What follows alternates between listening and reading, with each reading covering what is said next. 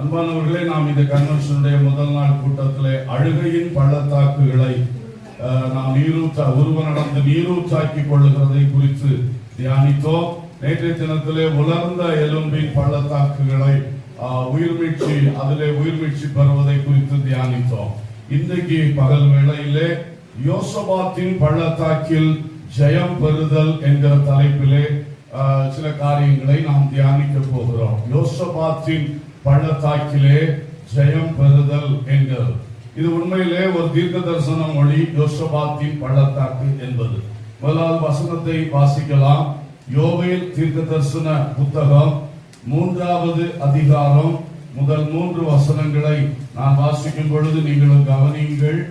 இதோ யூதாவுக்கும் எருசலேமுக்கும் உண்டாயிருக்கிற சிறையிருப்பை நான் திருப்பும் அந்நாட்களிலும் அக்காலத்திலும் நான் சகல ஜாதியாரையும் கூட்டி யோசபாத்தின் பள்ளத்தாக்கிலே அவர்களை இறங்கி போக பண்ணி அவர்கள் என் ஜனத்தையும் இஸ்ரவேல் என்னும் என் சுதந்திரத்தையும் புறஜாதிகளுக்குள்ளே சிதறடித்து என் தேசத்தை பங்கிட்டுக் கொண்டது நிமித்தமும், கர்த்தருக்கு ஸ்தோத்திரம், அவர்கள் என் ஜனத்தின் பேரில் சீட்டு போட்டு ஆண் குழந்தைகளை வேசிப்பணயமாய் கொடுத்து மதுபானம் பண்ணும்படி பெண் குழந்தைகளை திராட்சரசத்துக்கு கிரயமாய் கொடுத்தது நிமித்தமும் அங்கே அவர்களோடு வழக்காடுவேன்.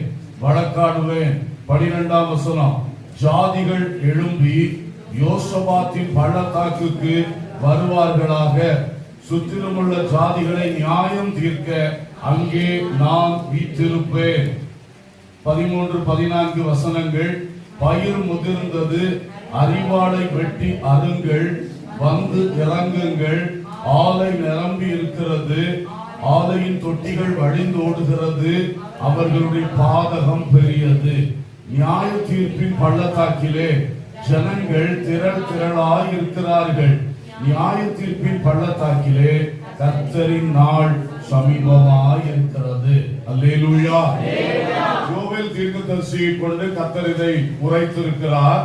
ஒரு பெரிய பழிவாங்குதல், ஒரு பெரிய நியாய தீர்ப்பு, ஒரு பெரிய தண்டனை தேவன் கொடுக்க போகிறதை குறித்து இந்த தீர்க்க தரிசனம் தெளிவாக உரைக்கின்றது.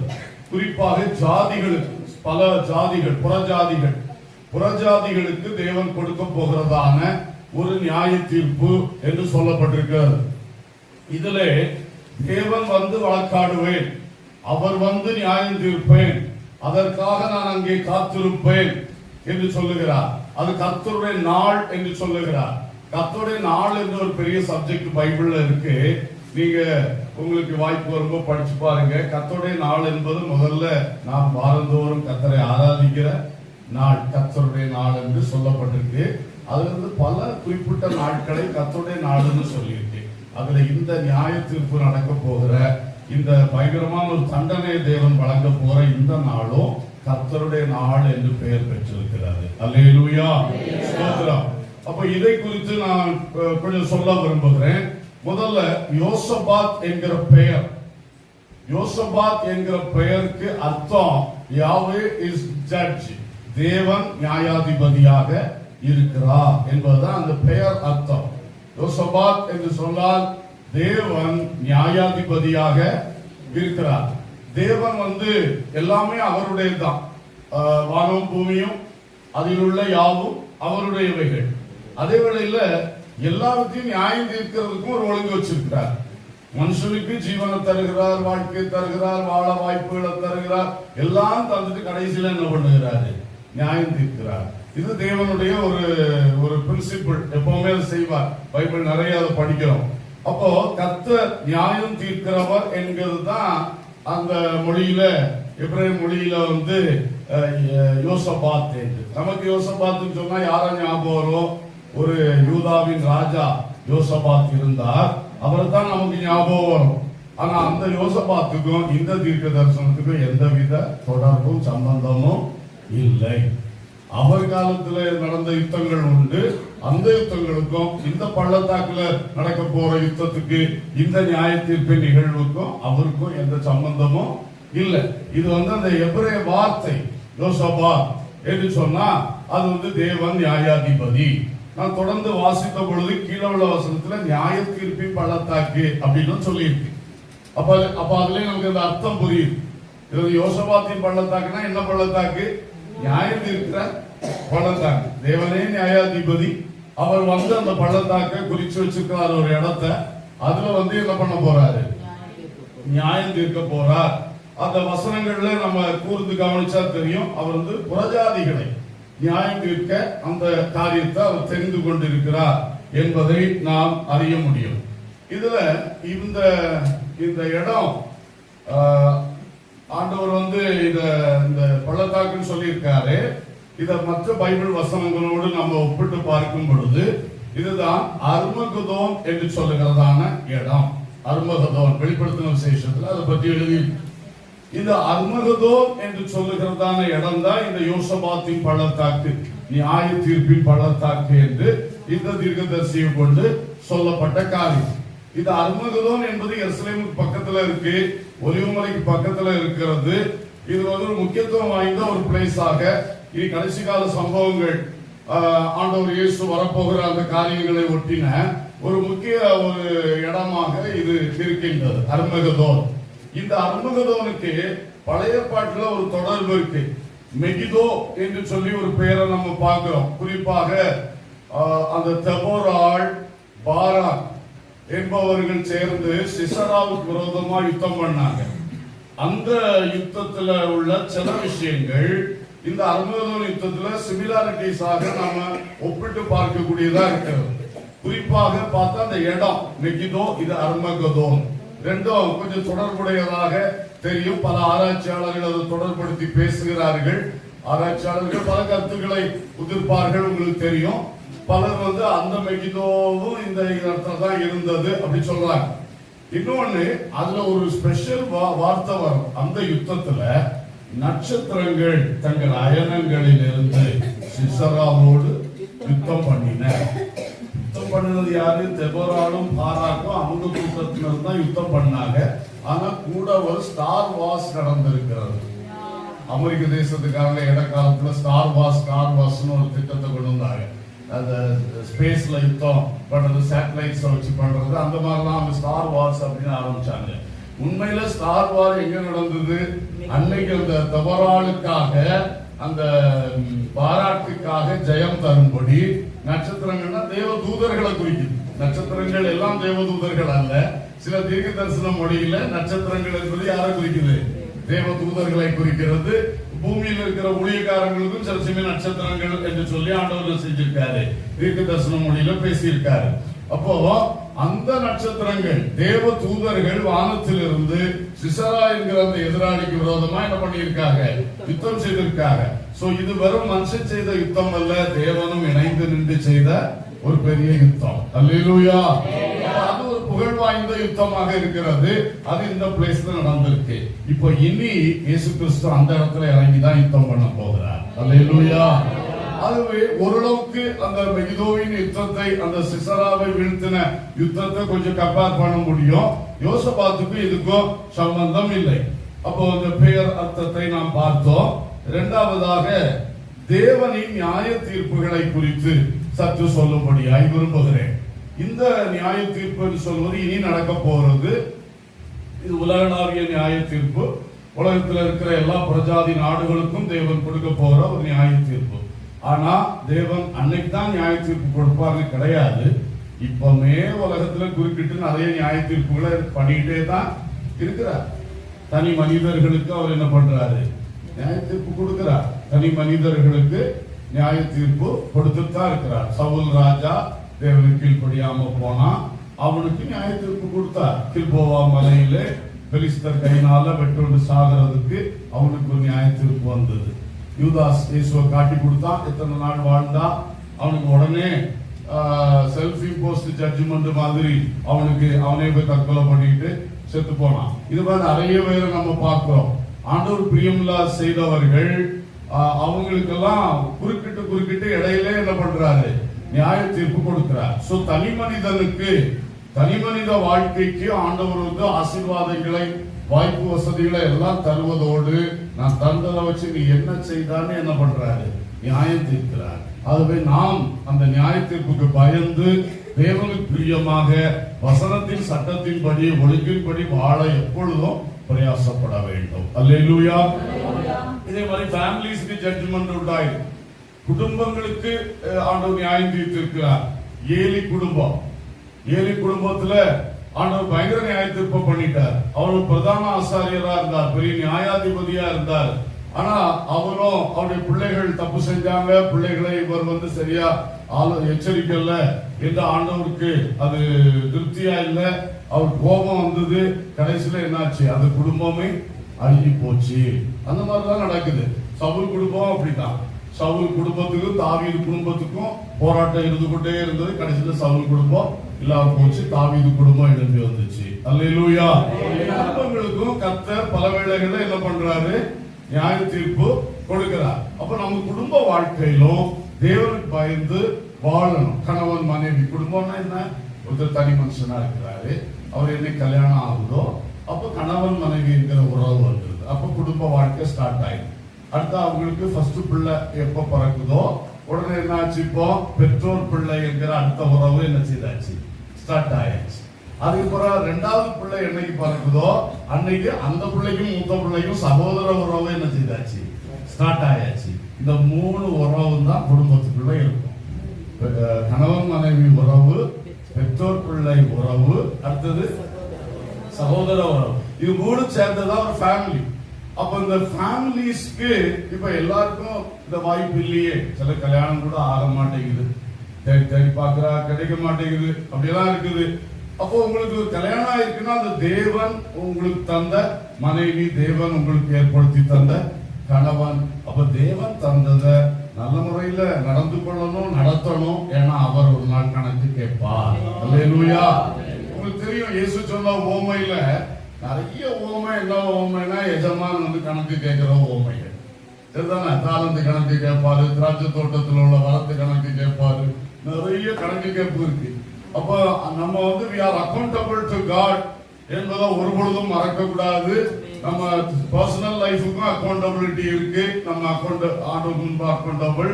அதே மாதிரி ஃபேமிலி லைஃபுக்கும் ஆண்டவருக்கு முன்னால கணக்கு கொடுக்கணும். அல்லேலூயா.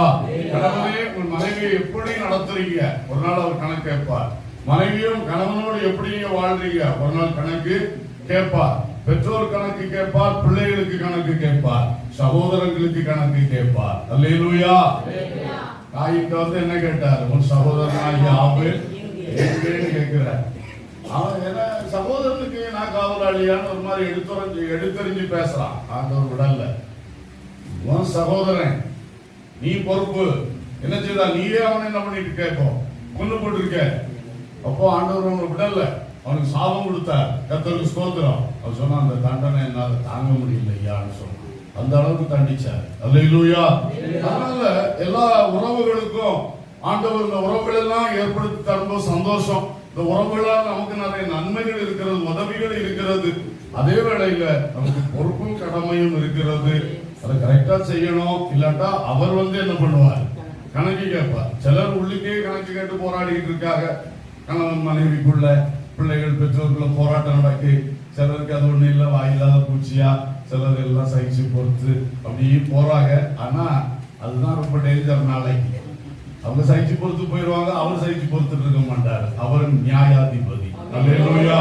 சகலத்தையும் நியாயத்திலே கொண்டு வந்து நிறுத்துவேன்னு சொல்லி இருக்கிறார். அப்போ ரொம்ப கீழ்ப்படிதல் உள்ள மனைவி உங்களுக்கு கிடைச்சுன்னா நீங்க ரொம்ப அதிக பயமா இருக்கணும். என்ன சும்மா சும்மா அவ்வளவுலாம் எழுத்து பேசுறவா இருந்தாங்கன்னா ஓரளவு நம்மள மிஞ்சி போக விட மாட்டாப்ல, அவளே பிரேக் போட்டுருவாப்ல. ஆனா சிலர் பாவம் எல்லாத்துக்கும் ஆமையா ஆமையா ஆமையான்னு சொன்னா நீங்க அங்க போய் மாட்டுவீங்க ஐயா. அதுல நீங்க ரொம்ப எப்படி இருக்கணும், ரொம்ப கேர்ஃபுல்லா இருக்கணும். பிள்ளைகளும் அப்படிதான், சில பிள்ளைகள் எல்லாத்துக்கும் கீழ்ப்படியுது. அப்போ அந்த பிள்ளைகள் விஷயத்துல நம்ம ரொம்ப நீதியா இருக்கணும், ரொம்ப நியாயமா செய்யணும். வாயிலா பூச்சின்னு சொல்லிட்டு அதுகளை நம்ம தட்டி தட்டி விடக்கூடாது. அடுத்த ஆளுக்கு பட்சபாதமா எல்லாம் செய்யறது. ஏன்னா இல்லைன்னா அவன் சண்டைக்கு நிற்பான், அவன் அழுவான், அவன் போராடுவான், இவன் சும்மா இருப்பான். அப்போ அவன் சும்மா இருப்பான், இவன் போராடுவான். 2 பேருக்கும் நியாயம் செய்யத்தானே நம்மளும் தகப்பனா வச்சிருக்கார். அல்லேலூயா. எல்லா விதத்திலும் தேவனுக்கு பயப்படணும்.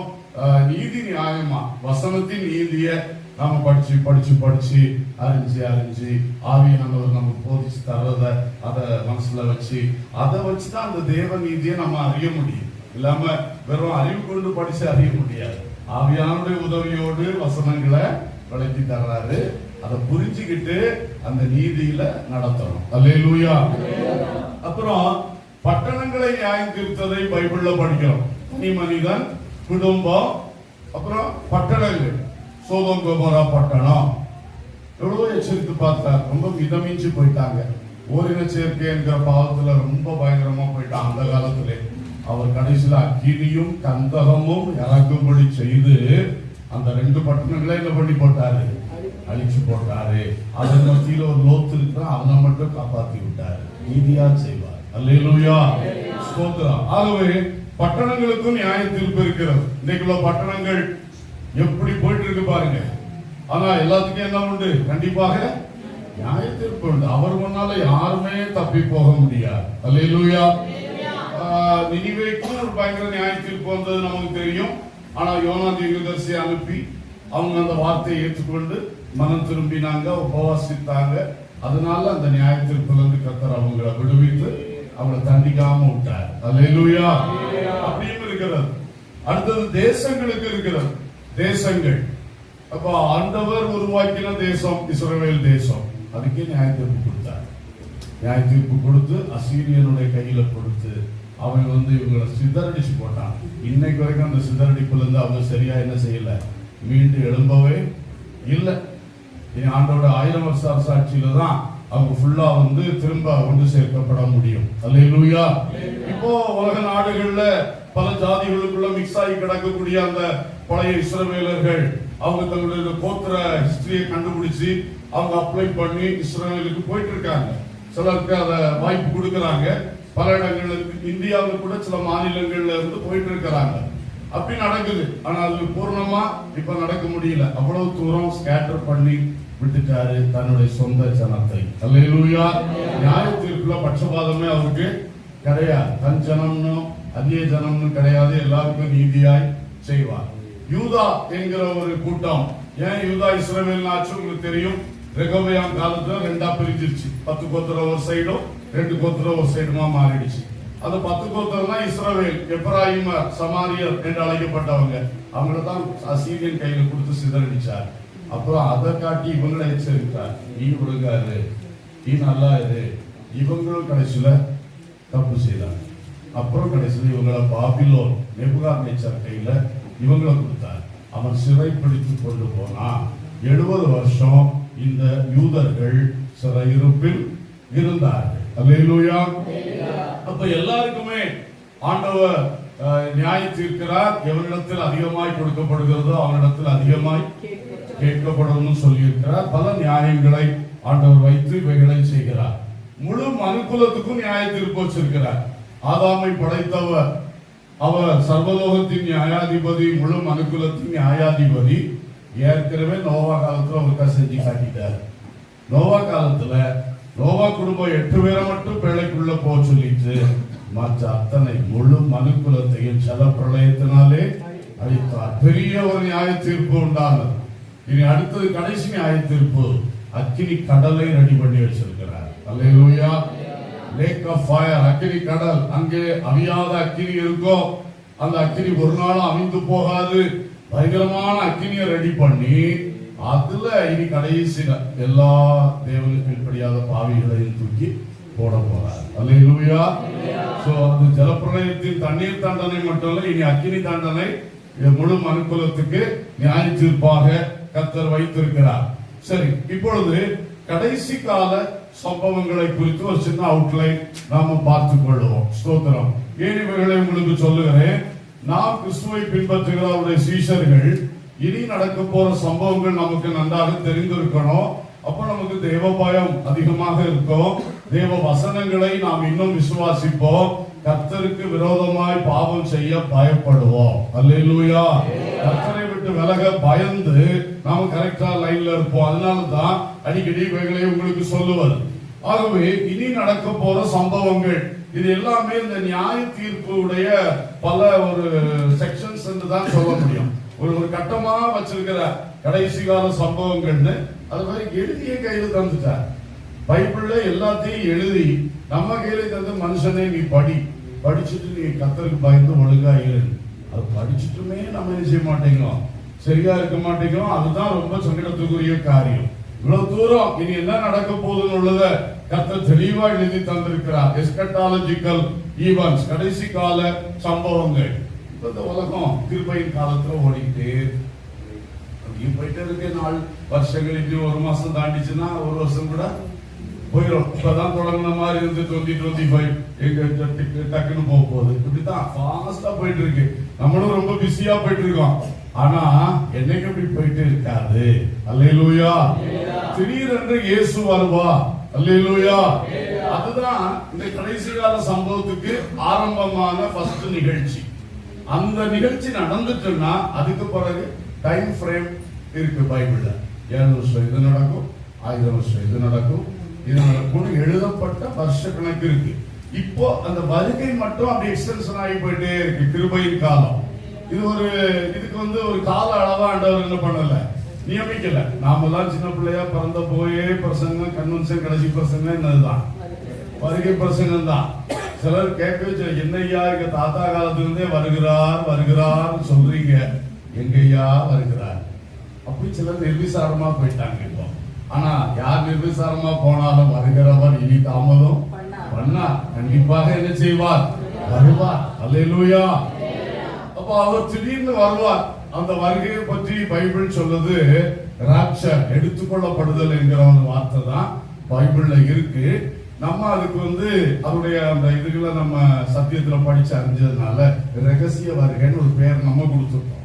ரகசிய வருகைங்கிற பேர் பைபிள்ல இல்ல. ஆனா அது நடக்க போறது பப்ளிக்கா நடக்காது, ரகசியமா தான் நடக்கும். அதெல்லாம் படிச்சு பார்க்கும்போது அப்படித்தான் தெரியுது. அதனால நம்ம என்ன சொல்றோம், அது ரகசிய வருகை. ஆனா பைபிள்ல ராப்சர், எடுத்துக்கொள்ளப்படுதல் என்கிற வார்த்தை இருக்கிறது. 1 தெசலோனிக்கேயர் 4ஆம் அதிகாரம் 16, 17 வசனங்கள்ல ரொம்ப விளக்கமா அது சொல்லப்பட்டிருக்கிறது. அப்போ கர்த்தர் தாமே ஆரவாரத்தோடும் பிரதான தூதனுடைய சத்தத்தோடும் தேவ காலத்தோடும் வானத்திலிருந்து இறங்கி வருவார். பரலோகத்திலே இப்பொழுது இயேசு கிறிஸ்து பிதாவின் வலது பார்சத்திலே சிங்காசனத்திலே வீற்றிருக்கிறார். அங்கிருந்து அவர் புறப்பட்டு எங்க வருவாராம், ஆகாயத்தில் வருவார். அல்லேலூயா. பூமிக்கு வர மாட்டார். அதுதான் அந்த ரகசிய வருகைன்னு சொல்றது. மனுஷன் கண்ணு காண்றதுக்கு இங்க வர மாட்டார். எங்க வருவாரு, ஆகாயத்தில் வருவார். அந்த வசனத்தை தொடர்ந்து நம்ம பார்த்தோம்னா வருவார். அப்பொழுது கிறிஸ்துவுக்குள் மரித்தவர்கள் முதலாவது எழுந்திருப்பார்கள். பின்பு உயிரோடு இருக்கும் நாமும் அவருக்கு எதிர்கொண்டு போக அவர்களோடு கூட மேகங்கள் மேல் ஆகாயத்தில் எடுத்துக்கொள்ளப்பட்டு, அதான் அந்த வார்த்தை, எடுத்துக்கொள்ளப்பட்டு, ஆகாயத்தில் எடுத்துக்கொள்ளப்பட்டு இவ்விதமாய் எப்பொழுதும் கிறிஸ்துவுடனே கூட. அல்லேலூயா. இதுதான் இனி நடக்க வேண்டிய ஒரு நிகழ்ச்சி. அது என்னைக்கு நடக்கும் அதான் பெரிய சஸ்பென்ஸா இருக்கு. அது டக்குன்னு நடந்துச்சுன்னா அதுக்கு பிறகு எழுதி இருக்கிறது அப்படி டக்குன்னு நிறைவேறும், முடிச்சிடும். அதுதான். ஆனா அது நிறைவேறிச்சுன்னா அதோட இந்த கிருபை ஸ்டாப் ஆயிடும், சபை ஸ்டாப் ஆயிடும், இதெல்லாம் முடிஞ்சு போகும். அதான் அப்புறம் ரட்சிப்பு கிடையாது. ரொம்ப சங்கடம். அதெல்லாம் ஸ்டாப் ஆயிரும். இப்ப இருக்கிற அந்த அதான் கிருபையின் காலம் சொல்றது. இன்னைக்கு விழுந்து எழுதிட்டு இருக்கோம். தப்பு செய்தாலும் அடுத்த சுவேன்னு கூப்பிட்டு மன்னிப்ப பெற்று என்ன பண்ணிட்டு இருக்கோம், எழுப்பிட்டு இருக்கோம். இந்த பழக்கம் தான் நல்ல பழக்கம் கிடையாது. ஆண்டவர் கிருபை உள்ளவர் தான். நீதிமான் 7 தரம் விழுந்தாலும் எழும்புவான். இப்ப அந்த வசனத்தை பற்றி குடிச்சிட்டு நிறைய பேர் பின்பற்ற வேண்டிய வசனங்களை பின்பற்றாமல் இருக்காங்க. அது உனக்கு விழுந்தவனுக்காக சொல்லப்பட்டது. நீ என்னைக்கு அதை பிடிச்சிட்டு விழுந்து எழும்புன்னு சொல்லிட்டு இருந்தா என்ன அர்த்தம்? நீ விழுந்து கிடக்கிற நேரம் பார்த்து அவர் வந்துட்டாருன்னா, எழும்புறதுக்கு முன்னாடி அவர் வந்துட்டாருன்னா என்ன பண்றது ஐயா? அதனால இந்த மாதிரிப்பட்ட இந்த என்ன சொல்றது, லூப் ஹோல்ஸை பிடிச்சிட்டு நம்ம இருக்கக்கூடாது. நம்ம இன்னும் ஸ்ட்ராங்கா முன்ன போயிட்டு இருக்கணும். அல்லேலூயா. அதனால கிருபை காலம் அடைக்கப்படும் நேரம் சமீபமா இருக்கிறது. இயேசு எப்பொழுது வருவார்னு தெரியாது. அவரே சொல்லிட்டாரு, எனக்கே தெரியாதுட்டார். அந்த டைமும் டேட்டும் எனக்கே தெரியாதுப்பா. மனுஷகுமாரனும் அறியா, பிதா ஒருவர் தான் அதை என்ன செய்வார், அறிவார். அவர் போன்னு சொன்னா நான் உடனே எழுப்பி என்ன செஞ்சிருவேன், வந்துருவேன். அவ்வளவுதான். அப்படி அவர் ரெடியா இருக்கிறார். சோ கண்டிப்பாக அந்த நிகழ்ச்சி நடக்க போகுது. அன்றைக்கு கர்த்தருடைய பிள்ளைகள், கிறிஸ்துவுக்குள் மரித்தவர்கள் முதலாவது உயிரோடு எழுந்து இயேசுவை சந்திப்பார்கள். அவங்க போயிட்டு இருக்கும் போதே நம்மளும் உயிரோடு இருக்கிறவர்கள், அந்த நேரத்தில் உயிரோடு இருந்து கிறிஸ்துவுக்குள் வாழ்ந்து கொண்டிருக்கிறவர்களும் எடுத்துக்கொள்ளப்பட்டு கிறிஸ்துவோடு சேர்க்கப்படுவோம். அல்லேலூயா. அது சேர்க்கப்பட்ட உடனே அந்த சம்பவம் நடந்தோன்னா அடுத்த ஒரு 7 வருடங்கள் என்ன நடக்கும்னு பைபிள் சொல்லுது. நான் ஒரு அவுட்லைனா தான் சொல்றேன், வசனங்கள் எல்லாம் எடுக்கல, நமக்கு டைம் அதுக்கு அனுமதிக்காது. அப்போ இந்த சம்பவம் நடந்துருச்சுன்னா ஒரு கூட்டம் மக்கள் டக்குன்னு எடுத்துக்கொள்ளப்படுவார்கள். எடுத்துக்கொள்ளப்பட்டு மேல போகிற நமக்கு நடக்கிற சம்பவம் அடுத்த 7 ஆண்டுகளுக்கு ஆட்டுக்குட்டியானவருடைய கல்யாண விருந்து என்று பைபிள் ஒரு உருவக பெயரை சொல்லுது. அவர் கல்யாணம் பண்ண போறது கிடையாது, நம்மளையெல்லாம் அவர் ஒரு மணவாளன் மணவாட்டியை சேர்த்துக்கிற மாதிரி எனக்கு சேர்த்துக்க போறார். அதனால அதுக்கு என்ன ஒன்று இருக்கு, உவமை பெயர் மாதிரி. அது ஆட்டுக்குட்டியானவர்னா யாரு? இயேசு கிறிஸ்து. அவர் ஒரு ஆட்டுக்குட்டி பலியாக்கப்படுவது போல நமக்காக சிலுவையில பலியானதுனால அவருக்கு பேரு தேவ ஆட்டுக்குட்டி ஆனவர் என்று பெயர். அப்ப அவருக்கு அவருடைய ஒரு வெட்டிங் ஃபீஸ்ட் மாதிரி 7 வருஷம். அந்த 7 வருஷம் அவர் நேர ஆதாயத்தில் நம்மளை சேர்த்து நேரம் பிதாவின் சமூகத்தில் கூட்டிட்டு போவார். அது வெளிப்படுத்தல் 4-5 அதிகாரங்கள்ல டீட்டெயிலா இருக்கு. தானியேல்ல 7ஆம் அதிகாரம் நினைக்கிறேன், அதுல சில வசனங்கள்ல அது சொல்லியிருக்கு அந்த நிகழ்ச்சி. அதுல நம்ம பார்க்கும்போது அந்த 7 வருஷம் பரலோகத்துல என்ன நடக்கும்னு பார்த்தா, ஒன்று இயேசுவை பிதாவானவர் கனம் பண்ணுவார். அல்லேலூயா. இயேசுதானே இவ்வளவு மக்கள் மீட்கப்பட்டதுக்கு காரணம். ரத்தம் சிந்தினது, மரிச்சது, பூமிக்கு வந்தது எல்லாம் அந்த மனுஷகுமாரனாகிய தேவகுமாரன் இயேசு. அவரை பிதாவானவர் கனம் பண்ணுவார். கனம் பண்றது ஒண்ணு. அடுத்தது பிதாவின் கையில் இருந்து முத்திரிக்கப்பட்ட ஒரு புஸ்தகம் இருக்கு. அதை இந்த ஆட்டுக்குட்டியானவர் அவர் கையிலிருந்து என்ன செய்வார்? வாங்குவார். அது ஒரு முக்கியமான இன்சிடென்ட் நடக்கும். இதெல்லாம் ஸ்டார்டிங்லேயே நடக்கிறது. 7 வருஷத்துடைய ஆரம்பத்திலே பிதா இயேசுவை கனம் பண்றதும், பிதா கையில இருந்து இயேசு அந்த முத்திரிக்கப்பட்ட புஸ்தகத்தை வாங்குகிறோம். இப்ப பைபிள் டீப்பா படிக்கிறவங்களுக்கு இந்த இயேசு அந்த புத்தகத்தை வாங்கிட்டு அதுல இருக்கிற முத்திரைகளை ஒவ்வொன்றா உடைக்க ஆரம்பிப்பார். 7 முத்திரைகள். இந்த 7 சீல்ஸும் ஒன்னொன்னா உடைக்கும் பொழுது பூமியில என்ன நடக்கும் அங்க உடைப்பாரு, இங்க ரிஃப்ளெக்ஷன் ஆகும். இங்க என்ன நடக்கும்னு வெளிப்படுத்தல எழுதியிருக்கிறார். அல்லேலூயா. நீங்க படிச்சு பார்த்தீங்கன்னா தெரியும். 7 முத்திரைகள் உடைக்கப்படுது. அது 7வது முத்திரை உடைக்கப்பட்டோன்னா 7 எக்காலங்களை பிடிச்சு கொண்டு தூதர்கள் வருவார். அடுத்த ஒவ்வொருத்தரா எக்காலம் ஊதுவார். அவங்க ஒவ்வொரு தூதன் எக்காலம் ஊதும் போது என்ன நடக்கும்னு வெளிப்படுத்தல அப்படியே வரிசையா கோர்வையா அழகா எழுதியிருக்கு. அதெல்லாம் இங்க நடந்துகிட்டு இருக்கும் கீழே. அப்புறம் அந்த 7வது தூதன் எக்காலம் ஊதின உடனே 7 கோப கலசங்களை எடுத்துக்கொண்டு 7 தூதர்கள் புறப்படுறாங்க. அவங்க 1 by 1 பூமியில ஊத்துறாங்க. இந்த தேவனுடைய கோபத்தின் கலசம் அத ஊத்துறாங்க. அத ஊற்ற அப்பவும் என்னென்ன சம்பவங்கள் பூமியில நடக்கும்னு சொல்லிக்கிட்டு அதுவும் பைபிள்ல என்ன செய்யப்பட்டிருக்கிறது, எழுதப்பட்டிருக்கிறது. அல்லேலூயா. இந்த 7 முத்திரைகள், 7 எக்காலங்கள், 7 கோபகலசங்கள் முழுசு முடியும் போது 7 வருஷம் முடிச்சு. அல்லேலூயா. அப்ப பரலோகத்துல என்ன நடக்கு? நம்மலாம் அங்க இருக்கிறோம். நம்ம முன்னிலையில பிதா இயேசுவை கனம் பண்றாரு. இயேசு அந்த புக்கை வாங்குறாரு, வாங்கிட்டு உடைக்க ஆரம்பிக்கிறார். இந்த சமயத்துல அடுத்தது நமக்கு இயேசு செய்கிறது. அவர் சொல்லி இருக்கிறார், பிதாவுக்கு முன்பாகவும் தூதர்களுக்கு முன்பாகவும் உங்களை பற்றி அறிக்கை பண்ணுவேன்னு சொல்லியிருக்கார். மனுஷன் முன்பாக என்ன அறிக்கை பண்ணுகிறவன் எவனோ அவனை நான் பிதாவின் முன்பாக என்ன பண்ணுவேன்? அறிக்கை பண்ணுவேன். அது நடக்கும். நம்ம ஒவ்வொருத்தரையும் பெயர் சொல்லி அழைத்து இயேசு தம் வாயினால் நம்மை பற்றின சாட்சியை பகருவார். அல்லேலூயா. ரொம்ப ஆச்சரியமா இருக்கு. நம்மளே மறந்துருப்போம், ஆனா ஆண்டவர் அதெல்லாம் சொல்லுவார். அதெல்லாம் எவ்வளவு டைம்? அதான் 7 வருஷம் வச்சிருக்காரு. அப்போ அது நடக்கும். அடுத்ததாக அவனுடைய கிரியைகளுக்கு தக்கதாய் நான் அளிக்கும் பலன் என்னோடு கூட வருகிறது சொன்னாரே, அதை தருவார். பரிசளிப்பு நமக்கு நம்ம செய்த கிரியைகளுக்கு தக்கதாக. அது ஒவ்வொருத்தருக்கும் டிஃபரெண்டா இருக்கு. ஒவ்வொருத்தருக்கும் ஆண்டவர் நியாயமா செய்வார். அது அழகா அந்த பரிசுகள் நமக்கு வழங்கப்படும். அவனோட செய்கைக்கு தக்க பலன்களை தருவார். அதோடு கூட அங்க பெரிய விருந்து. என்ன விருந்து? அதான் ஆட்டுக்குட்டியாருடைய கல்யாண விருந்து 7 வருஷம் நடக்கும். இயேசுவே சொன்னாரு கடைசி பஸ்கா விருந்துல, நான் இந்த திராட்சரசத்தை இனி உங்களோடு கூட என் பிதாவின் ராஜ்யத்தில் பானம் பண்ணுவேன் என்று சொன்னார். அப்ப இதுவரைக்கும் இப்ப இயேசு என்ன செய்யறது இல்லை, திராட்சரசத்தை பானம் பண்றதே இல்லை. இனி நம்ம எல்லாம் போய் சேர்ந்த பிறகு ஆட்டுக்குட்டியானுடைய கல்யாணம் விருந்தில் தான் அதை என்ன பண்ணுவாராம், அவரே சொல்லி இருக்கிறார். அப்ப அது விருந்து, அது ஒரு விசேஷித்த விருந்தா இருக்கும்.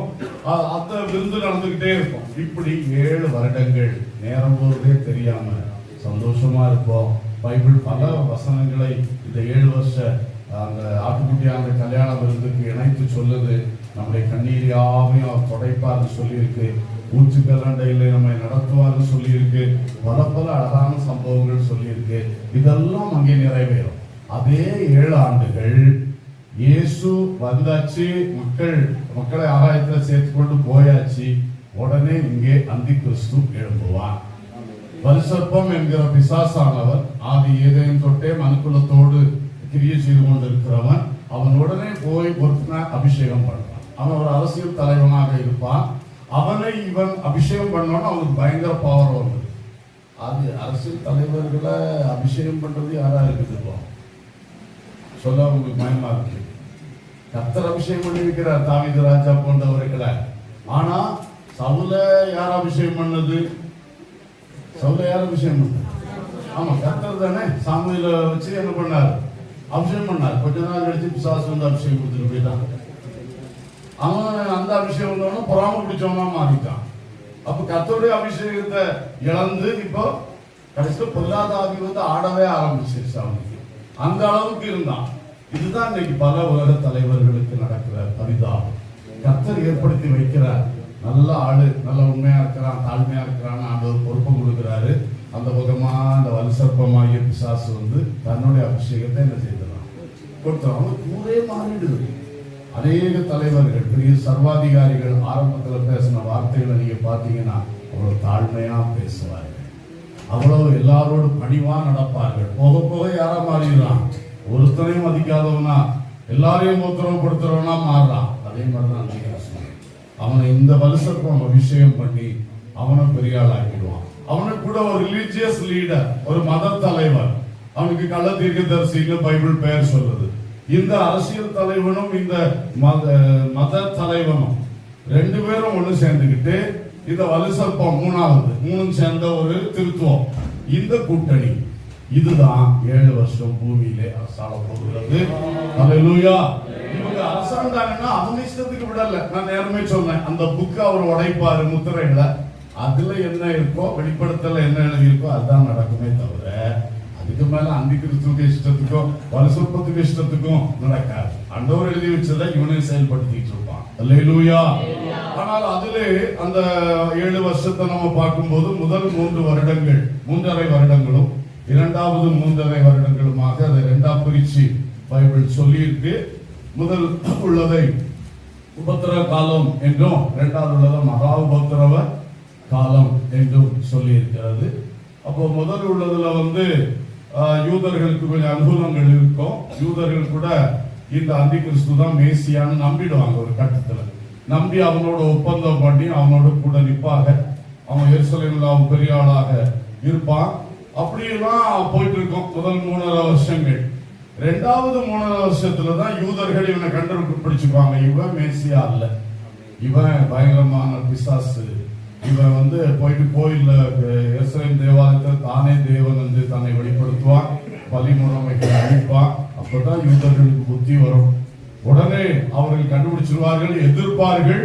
அப்ப அதுல இருந்து அடுத்த 3.5 வருஷம் முழுசு யூதர்களை அவன் பயங்கரமா உத்தரவுப்படுத்துவான். அது பைபிள்ல அது யாக்கோபுக்கு இக்கட்டு காலம் என்று எழுதி வச்சிருக்கு. யாக்கோபுக்கு இக்கட்டு காலம்னா யாக்கோபின் பிள்ளைகளா இஸ்ரவேலர்களுக்கு அது இக்கட்டு காலம் என்று சொல்லி இருக்கிறது. சோ அப்படி நடக்கும். இந்த இடையில அந்த 7 ஆண்டுகளுக்கு நடுவுல 3.5 வருஷம் முடியும் போது முதல் 3.5 வருஷம் இந்த எடுத்துக்கொள்ளப்பட்டவர்கள் போக கிறிஸ்துவை விசுவாசித்து வசனத்தை அறிஞ்சிட்டும் ஆயத்தம் இல்லாதனால பூரணம் அடையாதனால கைவிடப்பட்ட கொஞ்சம் பேர் இருப்பாங்க. விசுவாசிகள் தேவ மக்கள் இருக்கலாம். அவங்களை திடப்படுத்துறதுக்கு 2 சாட்சிகளை கர்த்தர் எழுப்புவாராம். அவங்க முதல் 3.5 வருஷம் கொஞ்சம் தீர்க்க தரிசனம் சொல்லி அற்புதங்களை செய்து இவங்களுக்கு இருக்கிற உபத்திரவத்துல கொஞ்சம் ஆறுதலாக இருப்பாங்க. ஆனா அவங்களே அந்த 3 வருஷம் ஆகும்போது கொண்டு போடுவான். கொண்டு போட்ட பிறகு ஆண்டவர் அவங்கள பப்ளிக்லயே உயிரோடு எழுப்பி எடுத்துக்கொள்வார். அல்லேலூயா. சோ முதல்ல ஒரு உயிர்த்தெழுதல் நடந்தது இயேசுவுடைய ரகசிய வருகையில, ரெசரக்ஷன் ஆஃப் த செயின்ட்ஸ், அது நடந்துச்சு. பஸ்கோவாங்களுடைய உயிர்த்தெழுதல். அடுத்து இந்த 2 சாட்சிகளுடைய உயிர்த்தெழுதல் இந்த 3.5 வருஷ காலத்துல இடையில நடக்கும். அப்படி அந்த 2 witnesses உடைய ரெசரக்ஷன் நடக்கும். அதுக்கு பிறகு அந்த உபத்திரவ காலம் எல்லாம் நடந்து முடியும் பொழுது அந்த 7 வருஷம் முடிஞ்சிடும். 7 வருடங்கள் முடிந்த உடனே இயேசு பரலோகத்திலிருந்து நம்மையும் அழைத்து கொண்டு பூமிக்கு வருவார். அல்லேலூயா. வெளிப்படுத்தல் 19ஆம் அதிகாரம் 11 தொடங்கி 16 மட்டுமுள்ள வசனங்களில் மிக தெளிவாக இது எழுதியிருக்கிறது. பரலோகத்திலிருந்து அவர் எப்படி புறப்படுவார், எப்படி நாம் எல்லாரும் அவரோடு கூட புறப்படுவோம், எல்லாரும் வெள்ளி குதிரைகள் மேல் ஏறிக்கொண்டு அவரோடு வருவோம் என்று சொல்லி இருக்கிறது. சகரியா 14:4 சொல்லுகிறது, ஒலிவ மலையிலே கர்த்தர் இயேசு வந்து இறங்குவார். அல்லேலூயா. அப்ப ஒலிவ மலையில் அவரோடு கூட நாமும் என்ன செய்வோம், வந்து இறங்குவோம். அப்பதான் பூமிக்கு அவர் வருகிறார். அந்த 7 வருஷத்தினுடைய முடிவிலே வந்த உடனே தான் நான் முதல்ல சொன்ன அர்மகதோன், அந்த எருசலேமுக்கு அந்த ஒலிவ மலைக்கு பக்கத்துல தான் இருக்கு. அவர் இறங்கி வந்த உடனே இந்த அந்தி கிறிஸ்துவும் கள்ள தீர்க்கதரிசியும் பல சர்ப்பமும் சேர்ந்து கொண்டு அவர்களுக்கு சப்போர்ட்டா இருக்கிற ராஜாக்களை எல்லாம் கூட்டிக் கொண்டு இந்த அர்மகதோனில் வந்து கூடி இயேசுவை எதிர்ப்பார்கள். அல்லேலூயா. இதுதான் அர்மகதோன் யுத்தம். அதுதான் யோசபாத்தின் பள்ளத்தாக்கு. அதுதான் நியாய தீர்ப்பின் பள்ளத்தாக்கு. அப்ப தேவன் இதை எதுக்கு வச்சிருக்கிறாரு? இந்த புறஜாதி நாடுகளுக்கு ஒரு பெரிய நியாய தீர்ப்பு மாதிரி ஆண்டவர் அதை குறித்து வைத்திருக்கிறார். ஸ்தோத்திரம். அப்போ அதுல நான் முதல்ல அவுட்லைன்ல சொல்லிட்டு அப்புறம் விளக்கம் சொல்றேன். அர்மகதோன் யுத்தம் நடக்கும். அந்த சமயத்துல இயேசு 2ஆம் விஷயம் நம்மோடு வரும்பொழுது ஒரு உயிர்த்தெழுதல் நடக்கும். இரத்த சாட்சிகளின் உயிர்த்தெழுதல், resurrection of the martyrs சொல்லி இருக்கு. அது யாருன்னா இந்த 7 வருஷம் அதிகுசு ஆட்சியில கைவிடப்பட்டு அவன்கிட்ட உபத்திரம் அனுபவிச்சு, ஆனாலும் 666 முத்திரையை தரிக்காம அவன் வச்ச சொரூபத்தை வணங்காம ரத்த சாட்சியா பாடுபட்டு மறிச்ச ஒரு கூட்டம் இருக்கும். அப்போ அவங்களையும் ஆண்டவர் திரும்ப அவர் வரும் பொழுது உயிரோடு எழுப்பி அவரோட என்ன செய்து கொள்வாரு, சேர்த்து கொள்வார். அது ஒரு லாஸ்ட் ஒரு வாய்ப்பு. அப்போ கிருபையின் காலத்தை இழந்தவர்கள், கைவிடப்பட்டவர்கள் கடைசியில் கடுமையான உபத்திரவத்தின் வழி ரத்த சாட்சியா மறித்தா அவங்களுக்கு ஒரு வாய்ப்பு இருக்கு. அதுவும் அந்த உயிர்த்தெழுதலோடு அது முடிச்சு. இது எல்லாரும் சேர்ந்து நாமும் அந்த இரத்த சாட்சிகளும் எல்லாரும் சேர்ந்துதான் அர்மகதோன்ல இந்த கூட்டத்தை எதிர்க்கிறோம். இதை பற்றி பல வசனங்கள் சொல்லப்பட்டிருக்கிறது. அப்போ இயேசு அதிலே ஜெயம் எடுப்பார். ஜெயம் எடுத்து இந்த அந்திகிறிஸ்து ஆட்சிக்கு முடிவு கட்டிடுவாரு. சாத்தான் என்கிற வலுசர்ப்பத்தை பிடிச்சு 1000 வருஷம் பாதாள குழியிலே சிறை வைத்து விட்டு அவர் தாமே எருசலேமில் ராஜாதி ராஜாவா இருந்து இதே பூமியை 1000 வருடங்கள் அரசாடுவார். அல்லேலூயா. அல்லேலூயா. நாமும் அவரோடு கூட இருப்போம். வெளிப்படுத்தல் இருக்க பரிசுத்தவான்களுடைய பாளையம் எருசலேமில் இருக்கும், பிரியமான நகரத்தில் இருக்கும் என்று தீர்க்கதரிசன பாசையில் எழுதியிருக்கு. பரிசுத்தவான்களுடைய பாளையம்னா யாரு? நாம தான் பரிசுத்தவான்கள். Saints, camp of the saints என்று சொல்லி இருக்கு. ஆகவே நாமும் எப்பொழுதும் இயேசுவோடு இருப்போம். 1000 வருட அரசாட்சி நடக்கும். அந்த 1000 வருஷ அரசாட்சி முடிவு வரும்போது அந்த சிறை வைக்கப்பட்ட சாத்தானை ஆண்டவர் விடுதலை ஆக்குவார். அர்மகதோன்ல ஆண்டவர் அந்திகிறிஸ்துவை கள்ள தீர்க்கதரிசிக்கு நியாய தீர்ப்பு கொடுத்து அக்கை கடல்ல போட்டுருவார். அந்த கூட வந்த மற்றவர்களை எல்லாம் அவர் வாயின் பட்டயத்தினால் அழித்து போடுவார். இப்போ பிசாசம் மட்டும் பிடிச்சு என்ன பண்ணியிருக்காரு, சிறை வச்சிருக்காரு. அவன் அவிழ்த்து விடுவார். அவன் உடனே வந்து திரும்பவும் பூமியில் உள்ள பல ஜனங்களை கூட்டிக் கொண்டு எருசலேமில் கர்த்தருக்கு விரோதமாய் வருவார். அதுதான் கடைசி யுத்தம். அதுக்கு பேர் தான் எருசலேம் யுத்தம். அல்லேலூயா. எருசலேம் யுத்தம். எருசலேம்ல அது வரைக்கும் பல யுத்தங்கள் நடக்கும். ஆனா கடைசி யுத்தம் எப்ப நடக்கும் போது இயேசு வந்து தன்னுடைய பிள்ளைகளை சேர்த்து கொண்டு போயிட்டு அதுக்கு பிறகு வந்து ஒரு அர்மகதோன் யுத்தம் பண்ணி அதுக்கு பிறகு 1000 வருஷம் எருசலேம்ல இருந்து ஆளுகை செஞ்சுட்டு அதுக்கு பிறகுதான் பைபிள் படி அந்த எருசலேம் யுத்தம் நடக்கும் போது அதுல பிசாசு யாரை கையில் எடுக்கிறான்? கோகு மாகோகு கூட்டங்களை கையில் எடுக்கிறான். பொதுவாக ஆராய்ச்சியாளர்கள் சொல்லுவது இந்த அர்மகதோன் யுத்தத்தில் அந்தி கிறிஸ்துவோடு நிற்கிறது வந்து ஐரோப்பிய நாடுகளாக இருக்கலாம் என்ற கருத்து நிலவுகிறது.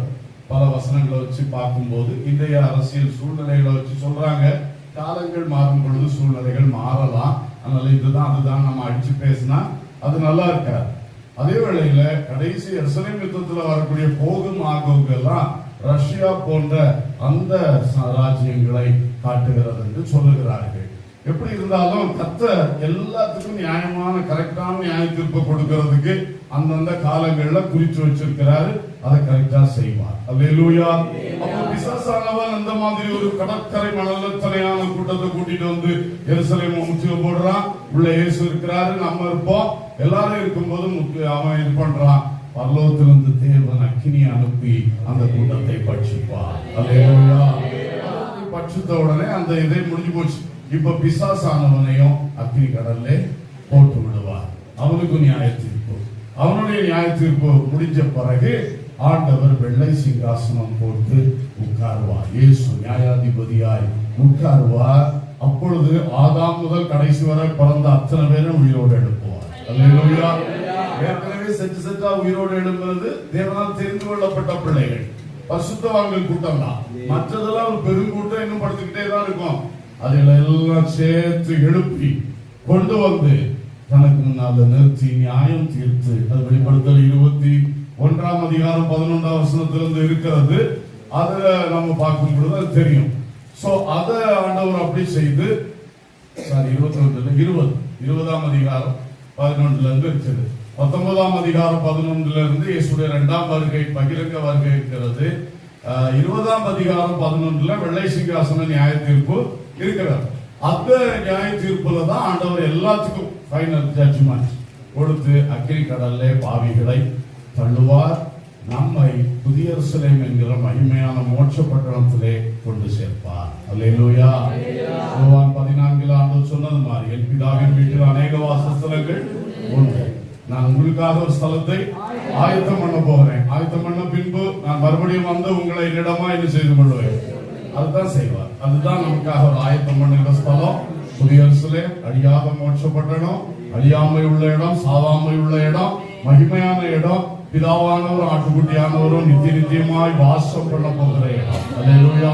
சோ அங்கே நம்மை சேர்த்து நமக்கு அங்கே இடம் தருவார். அப்புறம் ஒரு புதிய பூமின்னு ஒன்றை பற்றி சொல்லி இருக்கு. அதிலே சிலருக்கு இடம் கொடுக்கிறார்.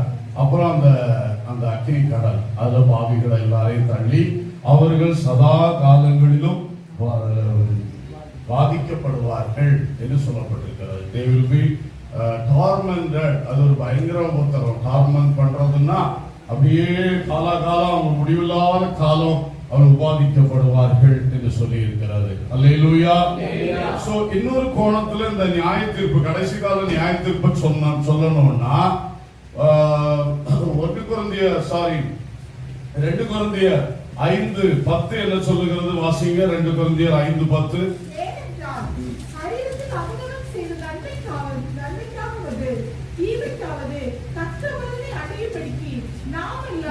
நாம் எல்லாரும் கிறிஸ்துவின் நியாயாசனத்துக்கு முன்பாக வெளிப்பட வேண்டும். போதும். அப்ப பாருங்க, நாம் எல்லாரும் விசுவாசிகள் எல்லாரும் கிறிஸ்துவின் நியாயாசனத்துக்கு முன்பாக இதை செய்யணுமா? இது ஒரு சந்தேகத்தை கிளப்புகிற ஒரு பெரிய வசனம்.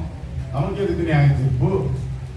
நம்ம தான் ஆண்டவருடைய ரத்தத்தினால பாவமுறை கழுவப்பட்ட பிள்ளைகள் அல்லவா? இயேசு வருகையில் நம்மளை எடுத்துக்கொள்வாரே, ஒரு இமைப்பொழுதே எடுத்துக்கொள்வார்.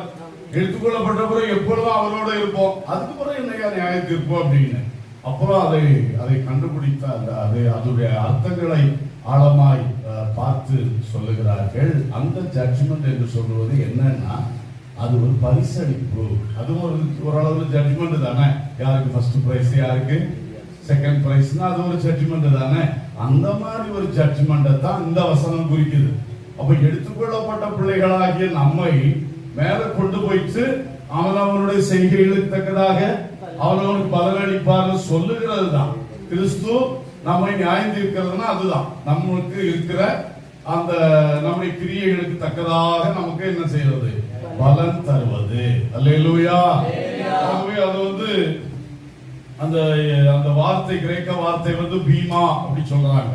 பீமா ஜட்ஜ்மெண்ட் சீட்ல ஆண்டவர் உட்காருவார். இந்த பீமா ஜட்ஜ்மெண்ட் சீட் என்று சொல்லுவது பரிசளிப்பு மேடை என்கிற அர்த்தத்தில் இருக்கிறது. சோ தமிழ்ல நியாய தீர்ப்பு நியாயாசனம் என்று சொன்னாலும் அது உண்மையில மற்ற நியாயாசனம் அல்ல, அது நியாயமாய் பரிசுகளை தருகிற இடம். அல்லேலூயா. இப்படி ஒரு நியாய தீர்ப்பு அது சொல்லி இருக்கிறது. அடுத்தது அர்மகதோன் யுத்தத்துல நான் ஏற்கனவே சொன்னேன், புறஜாதிகளை கர்த்தர் என்ன பண்றாரு? நியாயம் தீர்க்கிறாரு. அந்திகிறிஸ்துவை களத்தீர்க்கதரிசியையும் நியாயம் தீர்க்கிறாரு. அடுத்தது எருசலேம் யுத்தம் முடிஞ்ச உடனே தான் பிசாசையும் அந்த ரெஸ்ட் ஆஃப் த வேர்ல்ட் எல்லாம் விடுபட்டு அத்தனைக்கு சேர்த்து என்ன பண்றாரு? நியாய தீர்ப்பு கொடுக்கிறாரு. அந்த நியாய தீர்ப்புகள்ல எல்லாம் அந்திகிறிஸ்து, கள்ளத்தீர்க்கதரிசி, அப்புறம் 1000 வருஷம் தாண்டி பிசாசு, இந்த 3 பேர் தான் அங்க போவாங்க அக்கினி கடல்ல. மற்றதெல்லாம் கொலை செய்கிறார். அப்ப அவங்க திரும்பியும் இங்க பாதாளத்துல போயிருப்பாங்க. அப்புறம் திரும்ப எல்லாரையும் ஃபைனல் ஜட்ஜ்மெண்ட்ல ஒயிட் த்ரோன் அந்த வெள்ள சிங்காசன ஜட்ஜ்மெண்ட்ல எழுப்பி கொண்டு வந்து அப்புறம் தான் எல்லாரையும் இங்க போடுறது, அவங்கள அக்கினி கடல்ல போடுகிறார். இப்படி ஒரு பெரிய நியாய தீர்ப்பின் வரிசை இருக்கிறது. அல்லேலூயா. இந்த காரியத்திலே நாம் சில விஷயங்களை அறிந்து கொள்ள வேண்டியதை மட்டும் ஆலோசனையாய் சொல்லி ஜெபித்து முடிக்க விரும்புகிறேன். அப்போ இப்படிப்பட்ட ஒரு காரியம் நடக்கும் போது யோசபாத்தின் பள்ளத்தாக்கிலே கர்த்தருடைய நாள் ஆயத்தமாகி கொண்டு இருக்கிறது. அப்போ இப்படியெல்லாம் நியாய தீர்ப்புகள் இருக்கும் பொழுது நாம கவனிக்க வேண்டியது, குறிப்பா அந்த யோசபாத்தின் பள்ளத்தாக்கில் நடக்கிற அர்மகதோன் யுத்தத்தை போக்கஸ் பண்ணா அந்திகிறிஸ்து, கள்ள தீர்க்கதரிசி, வலு சர்ப்பம் என்கிற 3 மெயின் எனிமீஸ். இவங்க தான் எதுக்கு போறாங்க? அவங்க கூட சேர்ந்த ராஜாக்கள். வெளிப்படுத்தின விசேஷத்துல இவங்க 10 ராஜாக்கள்னு சொல்லி இருக்கு. இவங்க அந்திகிறிஸ்துவுக்கு தங்களுடைய ராஜ்யங்களை வல்லமை பகிர்ந்து கொடுப்பார்கள் என்று சொல்லி இருக்கு. அவனோட கூட்டணியில நிற்பாங்கன்னு சொல்லி இருக்கு. அவங்க எல்லாரையும் ஆண்டவர் அழிப்பார். அப்போ இந்த கூட்டத்தை குறித்து நாம் எச்சரிக்கையா இருக்கணும். இதுல இடையில பாபிலோன் வேசின்னு ஒருத்திய பற்றியும் அதிகமா வெளிப்படுத்தல வருது. அவ யாருன்னா அந்திகிறிஸ்துடைய மனவாட்டி. அவ ஒரு நபர் அல்ல, ஒரு திரளான ஜனக்கூட்டம். இன்னைக்கு அந்திகிறிஸ்துவை பின்பற்றி போகிற ஒரு பெரிய கூட்டம் ஜனங்கள் உண்டு. அவர்களுக்கு பேர் தான் பாபிலோன் வேசி என்று உருவகமா சொல்லியிருக்கு. அவளுக்கும் அழிவு உண்டு. இந்த கூட்டங்கள் எல்லாம் தான் அந்த அர்மகதோன் யுத்தத்தோடு நியாயத்திற்குப்பட்டு அழிந்து போகக்கூடிய ஒரு பெரிய கூட்டம். இப்ப நம்ம அந்த இதுக்கு இப்பவுமே இந்த ஆவிகள் ரெடியாகி கொண்டு இருக்கிறது. 1 தெசலோனிக்கேயரை பார்க்கிறோம், அந்திகிறிஸ்துவின் ஆவி இப்பொழுதே கிரியை செய்கிறது. அவன் ஆள்தான் இன்னும் வெளிப்படலையே ஒழிய அவன் ஸ்பிரிட் இப்பவுமே என்ன பண்ணுது? அந்த ஆன்டி கிரைஸ்ட் என்கிற ஒரு ஸ்பிரிட் இப்பவுமே இருந்துட்டு தான் இருக்கு. அது அந்த நபருக்குள், அந்த நபர் அது அன்னைக்கு தான் எழுப்புவான். அதாவது ஆன்டி கிரைஸ்ட்னா என்ன? எதிர் கிறிஸ்து. தமிழ்ல எப்படி அந்தின்னு மொழிபெயர்த்து வச்சுட்டாங்க. அந்தின்னு சொன்னா என்னது? சாயங்காலம் அர்த்தம், அப்படிதானே? சாயங்கால கிறிஸ்து அந்த மாதிரி அது ஒரு சரியான அர்த்தம் கொடுக்கிற மொழிபெயர்ப்பு அல்ல. இருந்தாலும் நம்ம அப்படியே பழகிட்டதுனால என்னாச்சு, இங்கிலீஷ் வார்த்தை அப்படியே சொல்றோம். அதான் ஆன்டி, அந்தி அப்படின்னு சொல்லிட்டு இருக்கோம். ஆனா உண்மையில ஆன்டினா அதுக்கு அர்த்தம் என்னது? எதிர், எதிர், எதிர் கிறிஸ்து. அப்போ சாத்தானுடைய கிரியை வேற, இவனுடைய கிரியை வேற. இவன் உலகத்துக்கு கிறிஸ்துவாகவே வெளிப்படுவான். அதான் விஷயம். அதான் இவனை எதிர் கிறிஸ்துன்னு சொல்லி இவனை எல்லாரும் மேசியான்னா ஏற்றுக்கொள்வாங்க வரப்போகிற அந்த அந்தி கிறிஸ்துவ. அப்ப அந்த மாதிரி வஞ்சிக்கிற, நம்ம ஏமாற்றுகிற ஒரு ஆவி இன்றைக்கும் கிரியை செய்து கொண்டே இருக்கிறது. அந்தி கிறிஸ்துவின் ஆவி. அல்லேலூயா. பைபிள் முழுசும் எச்சரிக்கப்பட்டிருக்கிறது. அன்றைக்கு யோசபாத்தின் பள்ளத்தாக்கிலே நாம நியாயம் தீர்க்கப்படுகிறவர்களாக அல்ல, அதுக்கு முன்னமே கர்த்தரோடு எடுத்துக்கொள்ளப்படுகிறவர்களாக இருக்கணும். அப்படின்னா அந்த நியாய தீர்ப்புக்கு நம்ம இப்பொழுதே தப்பணும். இயேசுவின் ரத்தத்தால் மீட்கப்படணும், ஞானஸ்நானத்தினால் அவரோடு உடன்படிக்கை செய்யணும், பரிசுத்த ஆவியை பெற்றுக்கொள்ளணும், சபையில் ஐக்கியப்படணும், வேறுபட்டு பரிசுத்த ஆகணும், சத்திய வசனங்களுக்கு கீழ்ப்படிந்து நடக்கணும். அப்போ அந்த நியாய தீர்ப்புக்கு நம்ம தப்பிக்கொள்ளுவோம். அப்படி வாழ்கின்ற நமக்கு எச்சரிப்பு, இந்த அந்திகிறிஸ்துவின் ஆவி இன்னைக்கே கிரியேட் செய்கிறது. பவுல் சில இடத்துல சொல்லுகிறார், அவர்கள் சிலுவைக்கு பகைஞர். வசனத்தை வாசித்தீங்களா? அவர்கள் சிலுவைக்கு யாரு? ஊழியக்காரர். அவர் யாரை பற்றி எழுதுகிறார்? சும்மா உலகத்தான பற்றி எழுதல, சாதா விசுவாச மக்களை பற்றி எழுதல. ஊழியக்காரர்களில் ஒரு கூட்டம், இயேசு கிறிஸ்துவின் ஊழியக்காரர்கள் சொல்லுகிறவங்களே ஒரு கூட்டம். யாரா? சிலுவைக்கு பகைஞர். அப்ப அவங்க சிலுவை, அந்த சிலுவைன்னா பாடுகள், ஆண்டவருடைய தியாகம், ஆண்டவருடைய பலி, ஆண்டவருடைய அந்த அந்த சுய வெறுப்பு, இதுக்கு பகைஞரான ஊழியக்காரர்கள், வசதிகளை தேடி ஓடுகிறவர்கள், ஆடம்பரங்களை விரும்பி போகிற ஊழியக்காரர்கள். இன்னைக்கு அப்படி ஒரு கூட்டம் எழும்பி பயங்கரமா பகிரங்கமா இப்ப ஊழியம் செஞ்சுட்டே இருக்குது. மக்கள் சொல்லா அவங்க பின்னாடி போயிட்டு இருக்கிறாங்க. இதெல்லாம் இந்த அந்தி கிறிஸ்துவின் ஆவி. புரியுதா உங்களுக்கு? இதெல்லாம் எந்த ஆவி? கிறிஸ்துவுக்கு எதிர் ஆவி. கிறிஸ்து எப்பவுமே சிலுவையின், அவர்தான் சிலுவையின் நாயகர். அப்ப அவரை பின்பற்றுகிற ஊழியர்கள், அவர் சொன்னார், ஒருவன் என்னை பின்பற்றி வர விரும்பினான் அவன் தன்னைத்தான் வெறுத்து தன் சிலுவையை எடுத்துக்கொண்டு என்னை, யாருக்கு? ஊழியக்காரருக்கு இல்ல, சீசனுக்கு. அப்படிதான் சொன்னார். சீசன் நம்ம எல்லாருமே சீசர்கள். அப்ப சீசனா மாறணும்னாலே என்ன செய்யணுமா? சுய வெறுப்பு வேணுமா? தியாகம் வேணுமா? உனக்கு நான் வச்சிருக்கிற சிலுவை நீ அனுதினமா என்ன செய்யணும்? சுமக்கணும். உனக்கு தருகிற பாடுகளை நீ சுமக்கணும். இன்னைக்கு எத்தனை பேர் இதை போதிப்பார்கள்? எத்தனை பேர் இப்படி வாழ்கிறார்கள்? அந்த அந்த அந்த சத்தியமே இன்னைக்கு எடுபட்டு போயிடுச்சு. தியாகம், பாடு சகித்தல், சுய வெறுப்பு, தனக்குள்ளதை கிறிஸ்துவுக்காக கொடுப்பது, ஏழைகளுக்காக கொடுப்பது, தன்னை தியாகம் பண்ணுவது என்பதற்கு இன்னைக்கு இடமே கிடையாது. எல்லாமே தற்புகழ்ச்சி, தன்னை பெரியவனாக்குறது, தான் சம்பாதிக்கணும், தான் பெரிய ஆளாகணும். அதுக்கு இயேசுக்கு பேரை பயன்படுத்துறது, வசனத்தை பயன்படுத்துறது. இது ஒரு வஞ்சக உலகம். இது அந்தி கிறிஸ்துவின் ஆவியினுடைய ஒரு எஃபெக்ட். அப்போ நம்ம இதெல்லாம் அறிந்து இதெல்லாம் உத்தமமா போகணுமேனு பின்பற்றுகிறவர்கள் இப்படிப்பட்டதை இனம் கண்டு விலக வேண்டும். பிராஸ்பரிட்டி காஸ்பல், சிலுவைக்கு பகைஞர்.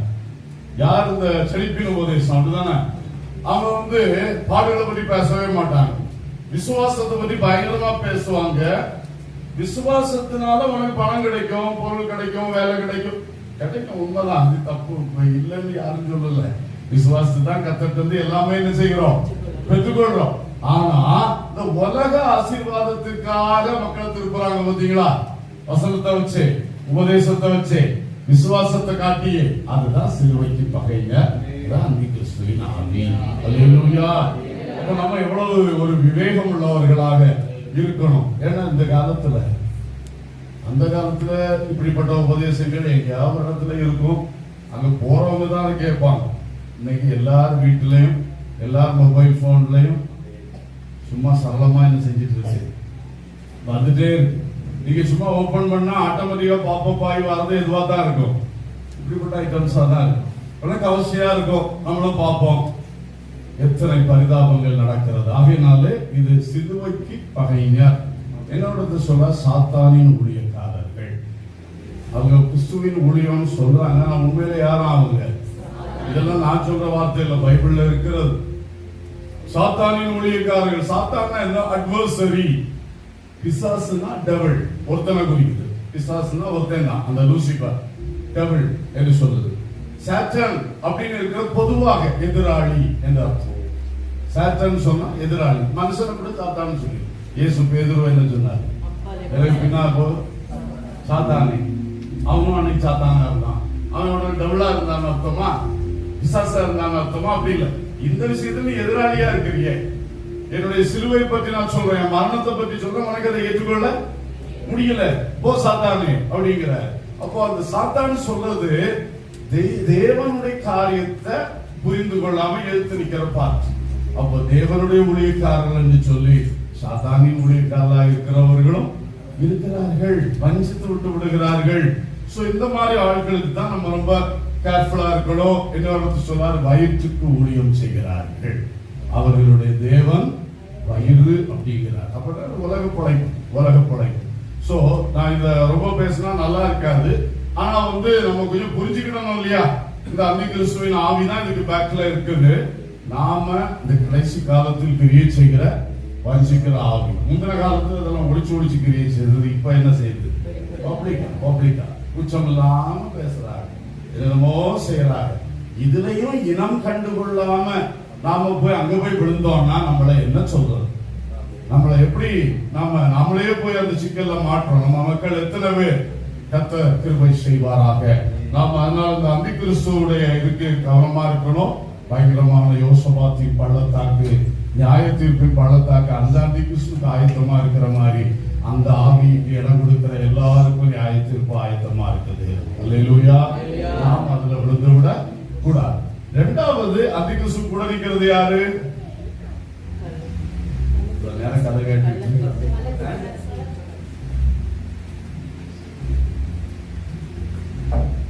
கள்ள தீர்க்கதரிசி.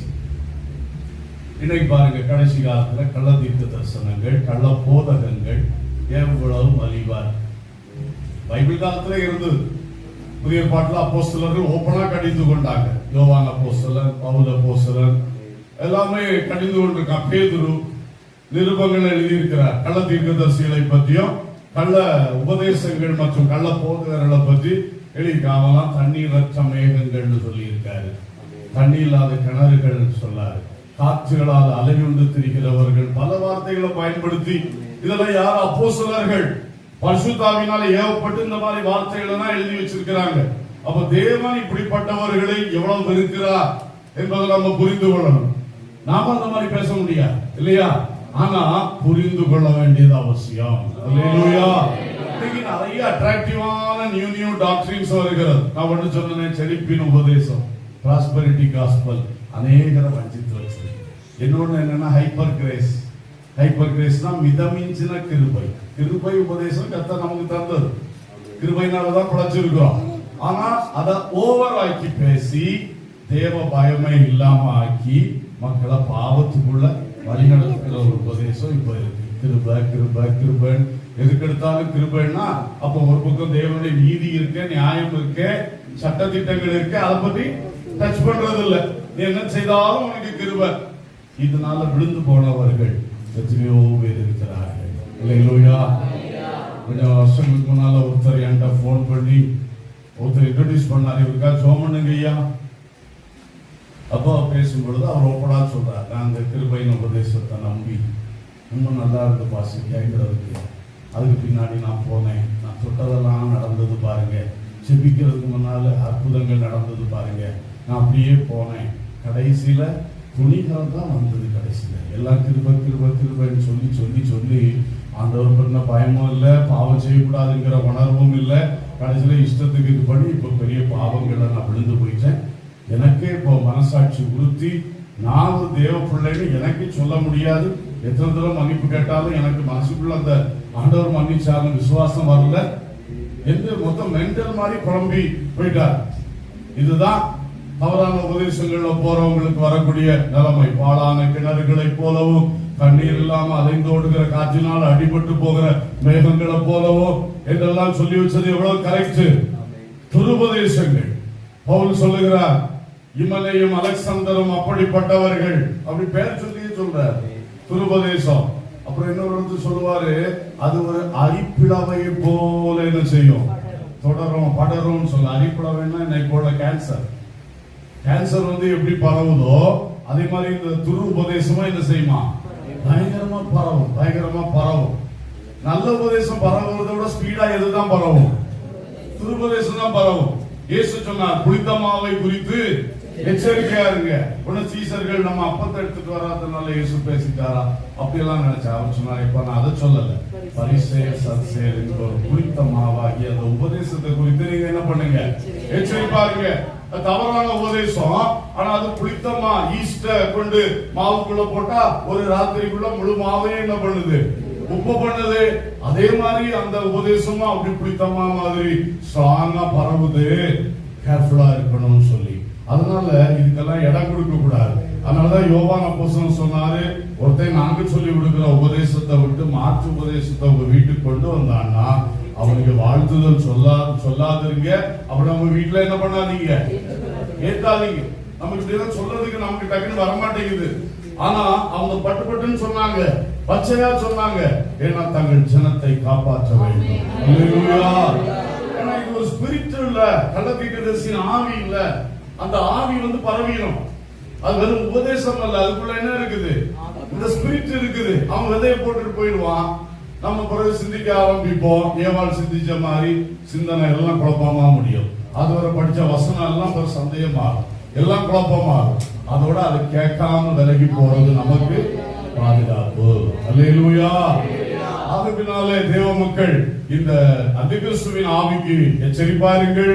கடைசி காலத்திலே நாம் இப்படிப்பட்ட நியாய தீர்ப்புகளுக்கு ஆளாகாதபடி கர்த்தருடைய வருகையில் எடுத்துக்கொள்ளப்பட வேண்டும் என்றால் இந்த அந்திகிறிஸ்துவின் ஆவியோட வஞ்சகத்துக்கு, கள்ள தீர்க்கதரிசியின் அந்த கள்ள போதகத்தின் ஆவியுடைய வஞ்சகத்துக்கு தப்பி இருக்கணும்.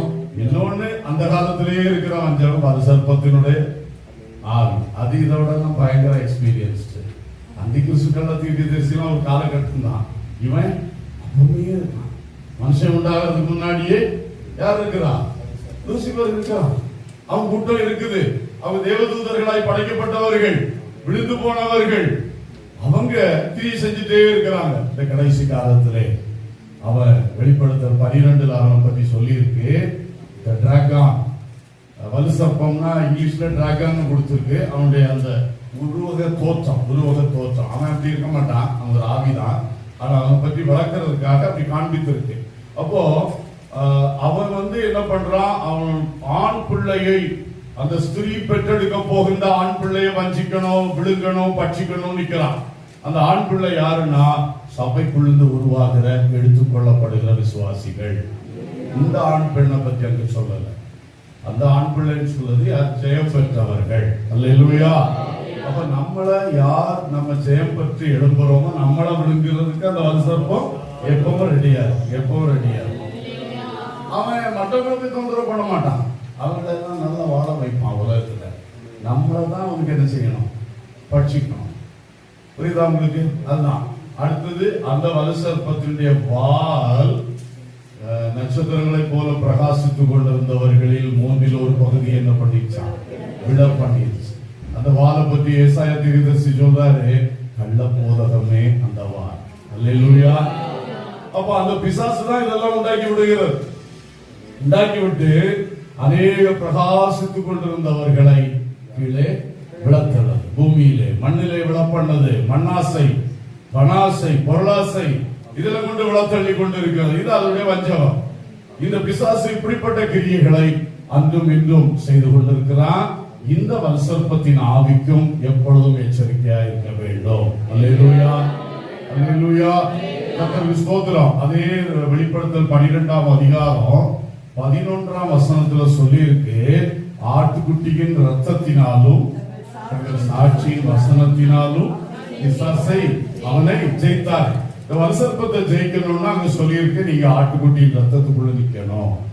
ரட்சிக்கப்பட்டு அந்த ரத்தத்துக்குள் நிக்கிற அந்த அனுபவத்துக்குள்ள, எல்லா அனுபவத்துக்குள்ளே இருக்கணும். அப்புறம் சாட்சியின் வசனம், வாய் திறந்து கர்த்தரை அறிக்கை செய்வது, வசனங்களை அறிக்கை செய்வது, இதெல்லாம் இருக்கணும். அது அறிக்கைக்கு ரொம்ப பலம் இருக்கு, ரொம்ப ஒரு வல்லமா இருக்கு. மனசுக்குள்ள சிந்திக்கிறத பார்க்கிறோம், மனசுக்குள்ள விசுவாசிக்கிறதை பார்க்கிறோம். அதை வாய் திறந்து சொல்றதுல ரொம்பவே பவர் இருக்கு. பிசாசு ஓடுவான், பிசாசு வெட்கப்படுவான். ஆட்டுக்குட்டியின் ரத்தத்தினாலும் தங்கள் சாட்சியின் வசனத்தினாலும் பிசாசை ஜெயித்தார்கள். அல்லேலூயா. ஆகவே இப்படி ஜெயமெடுக்கிற பிள்ளைகளாக நாம் இருக்க வேண்டும். அந்த யோசபாத்தின் பள்ளத்தாக்கிலே ஆண்டவரால் தோற்கடிக்கப்பட போகிற சத்துருக்கள் இவர்கள் தான். இது கூட இன்னொன்னு நான் சொன்னேன், பாபிலோனின் ஆவி. அதுக்கும் பாபிலோனுக்கு சம்பந்தம் கிடையாது. அது ஒரு தீர்க்க தரிசன வார்த்தை. அது அந்திகிறிஸ்துடைய மனவாட்டி. இப்போ ஆட்டுக்குட்டியாருடைய மனவாட்டி என்ன சொல்லுவாங்க? எருசலேம் குமாரத்திகள் அப்படி பைபிள்ல சொல்லி. நாமெல்லாம் யாராம்? எருசலேம் குமாரத்திகள். நமக்கு எருசலேமுக்கு சம்பந்தம் கிடையாது. ஆனா உருவகத்தின்படி நாம ஆட்டுக்குட்டியாருடைய பிள்ளைகளா இருக்கிறதுனால நம்மளுக்கு எருசலேம் குமாரத்திகள், சீயோன் குமாரத்திகள், சீயோன் குமாரர்கள் அப்படிலாம் சொல்லியிருக்கு. இதே மாதிரி அந்திகிறிஸ்து கூட நிக்க போற ஆட்களை என்ன சொல்லியிருக்கு? பாபிலோன் குமாரத்தி. அவ செய்கிற வஞ்சகம், அந்த ஜனக்கூட்டம் செய்கிற வஞ்சகம் என்னன்னா பைபிள் சொல்லுது, பொற்பாத்திரமாகிய அந்த பொற்பாத்திரத்திலிருந்து மதுவை அவள் என்ன செய்வாளாம்? வார்த்து கொடுப்பாளாம். ஜாதிகள் அதை குடிச்சு கெட்டு போவாங்க. ஐஸ்வர்யம் என்கிற மது, எல்லா மதுவும் கொடுப்பான். எல்லா மதுவும் அது மயக்குகிறது. அந்த உலக சிற்றின்பங்கள், உலக ஆடம்பரங்கள், பணாசை, பொருளாசை, அழிந்து போகிற பொருள் மேல் உள்ள ஆசை, இதை தூண்டி தூண்டி ஒரு கூட்டத்தை அந்த ஆவி வஞ்சித்துக் கொண்டே இருக்கிறது. இப்படி வஞ்சிக்கிற ஆவிகளுக்கு ஒரு அளவே இல்லை. இதெல்லாம் கடைசி காலத்துல ரொம்ப பயங்கரமா கிரியை செய்து கொண்டு வருகிறது. அப்ப நமக்கு நியாய தீர்ப்புகளை குறித்த ஒரு எச்சரிக்கை உண்டாகணும். அதுக்கு தப்பி நாம கர்த்தருடைய வருகையில் எடுத்துக்கொள்ளப்படணுமே என்கிறது இருக்கணும். நாம எப்போ இயேசுவை சந்திக்கணும்? ஒரு ஆகாயத்தில் வரும் பொழுது சந்திக்கணும். அங்க சந்திச்சாட்டா அப்புறம் வெள்ளை சிங்காசனத்துக்கு தான் இங்கே வேண்டி வரும். அது பயங்கரம். அதனால இயேசுவை ஆகாயத்திலே சந்திக்க நாம் என்ன செய்ய வேண்டும்? ஆயத்தமாக வேண்டும். நேரம் போனதுனால நான் ஒவ்வொரு வழக்கங்களுக்குள்ள போகல முடிக்க விரும்புகிறேன். கர்த்தர் எல்லாவற்றுக்கும் தனி வாழ்க்கை தொடங்கி நம்முடைய எல்லா விஷயத்திலும் நியாயத்திற்கு வச்சிருக்கிறார். தேவனுக்கு பயப்படுங்க. உலக மனுஷர்களை பார்த்தீங்கன்னா இந்த பல ஸ்பிரிட்ஸ்னால அவங்க இன்ஃபுளுன்ஸ்டா இருக்கிறதுனால அவங்க நமக்கு ஒரு முன்மாதிரியுள்ள வாழ்க்கை தரவே முடியாது. சில ஊழியக்காரர்களுமே இப்படி வஞ்சிக்கப்பட்டிருக்கிறதுனால நம்ம அவங்கள ஃபாலோ பண்ண முடியாது. இந்த கடைசி காலத்துல இயேசுவை மட்டும் உத்தமமா என்ன செய்வோம்? ஃபாலோ பண்ணுவோம். இயேசுடைய வசனத்தை மட்டும் சரியாக செஞ்சு கொள்வோம், எடுத்துக்கொள்வோம். அப்பொழுதுதான் நாம் நிலை பெற முடியும், வருகையில் எடுத்துக்கொள்ளப்பட முடியும். வருகையில் எடுத்துக்கொள்ளப்படுவதற்கு தகுதி உண்டு. அதுதான் ரட்சிப்பு, ஞானஸ்நானம், அபிஷேகம், வேறுபட்டு பரிசுத்தமானது, சபையில சேர்ந்து வாழ்கிற அந்த அப்போஸ்தலர் 2ஆம் அதிகாரத்தில் சொல்லி இருக்கிறதா தகுதி. தகுதி மட்டுமல்ல, அதற்குரிய ஆயத்தங்கள் வேணும். அடிக்கடி சின்ன சின்ன குறை வந்தாலும் ஆண்டவர்கிட்ட மன்னிப்பு கேட்டு பரிசுத்தமாகி, அதுக்குதான் நம்ம கர்த்தருடைய பந்தி ஆராதனை அடிக்கடி நடத்துறோம். அப்ப நல்ல ஆயத்தமாகிறோம். நம்ம ஆயத்தமாகிறோம். தகுதி இருந்தாலும் அடுத்த என்ன செஞ்சுட்டு இருக்கிறோம்? ஆயத்தமாகிறோம். கூடவே விழிப்புள்ளவர்களாயிருங்கள் சொல்லி வருகைக்கு ஆயத்தமாக தகுதி, ஆயத்தம், விழிப்பு என்கிற 3 வார்த்தைகளை மறந்துடக்கூடாது. விழிப்பு, விஜிலன்ஸ், கண்ண திறந்து இருக்கிறதல்ல, விஜிலன்ஸ், கவனமா இருப்பது. கவனமா இருப்பது. நான் இந்த காரியத்தை செய்ய போறேன், இதனால பரலோகத்தை இழந்துடக்கூடாது, இயேசுவை இழந்துடக்கூடாது, வருகை இழந்துடக்கூடாது. இந்த விழிப்பு இருக்கணும். எதை செய்தாலும் யார்த்தையாவது போய் பார்ட்னர்ஷிப் வைக்க போறோம், கல்யாணத்துக்கு பார்க்க போறோம், பிள்ளைக்கு எத்தனையோ காரியத்தை செய்யறோம். எல்லாம் செய்யும் பொழுது அது நல்லதா இருக்கா, இது நல்லதா இருக்கா, 1000 காரியத்தை பார்க்கிறோம். இயேசுவின் வருகைக்கு போக இது தடையை உண்டாக்கிருமா என்று எத்தனை பேர் சிந்திக்கிறோம்? அதுதான் விழிப்பு. அதுதான் வருகைக்கு ஏற்ற விழிப்பு. அல்லேலூயா. எதை செய்தாலும் இது இயேசுவின் வருகைக்கு என்னை தடுத்துடக்கூடாது. அந்த ஒரு விழிப்போட செய்யும் பொழுது நாம சிக்கிக் கொள்ள மாட்டோம். அல்லேலூயா. தகுதியும் அந்த ஆயத்தமும் அந்த விழிப்பும் பெற்று ஆண்டவர் இயேசுவை சந்திக்க ஆயத்தமாகவும் எல்லாரும் கண்களை மூடி கர்த்தரை நாம் நோக்கி பார்க்கலாம். அல்லேலூயா. எல்லாரும் கர்த்தரை நோக்கி பார்க்கலாம். அல்லேலூயா. அல்லேலூயா. Praise the Lord. Praise the Lord. ஆமென். ஒரு விசை உங்கள் தனி வாழ்க்கையை கர்த்தருக்கு முன்பாக நிறுத்தி நோக்கும்படி அன்போடு கேட்டுக்கொள்கிறேன். ஹalleluya. ஹalleluya. கர்த்தரை என் முன்பில் வைத்திருக்கிறேன் என்று சங்கீதக்காரர் சொன்னார். உங்கள் வாழ்க்கையை கர்த்தருக்கு முன்னால் நிறுத்துங்க.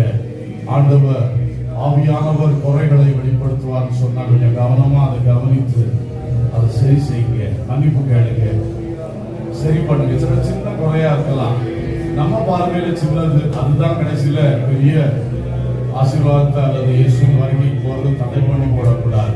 அதனால கர்த்தர் உணர்த்துகிறது கேட்கணும்.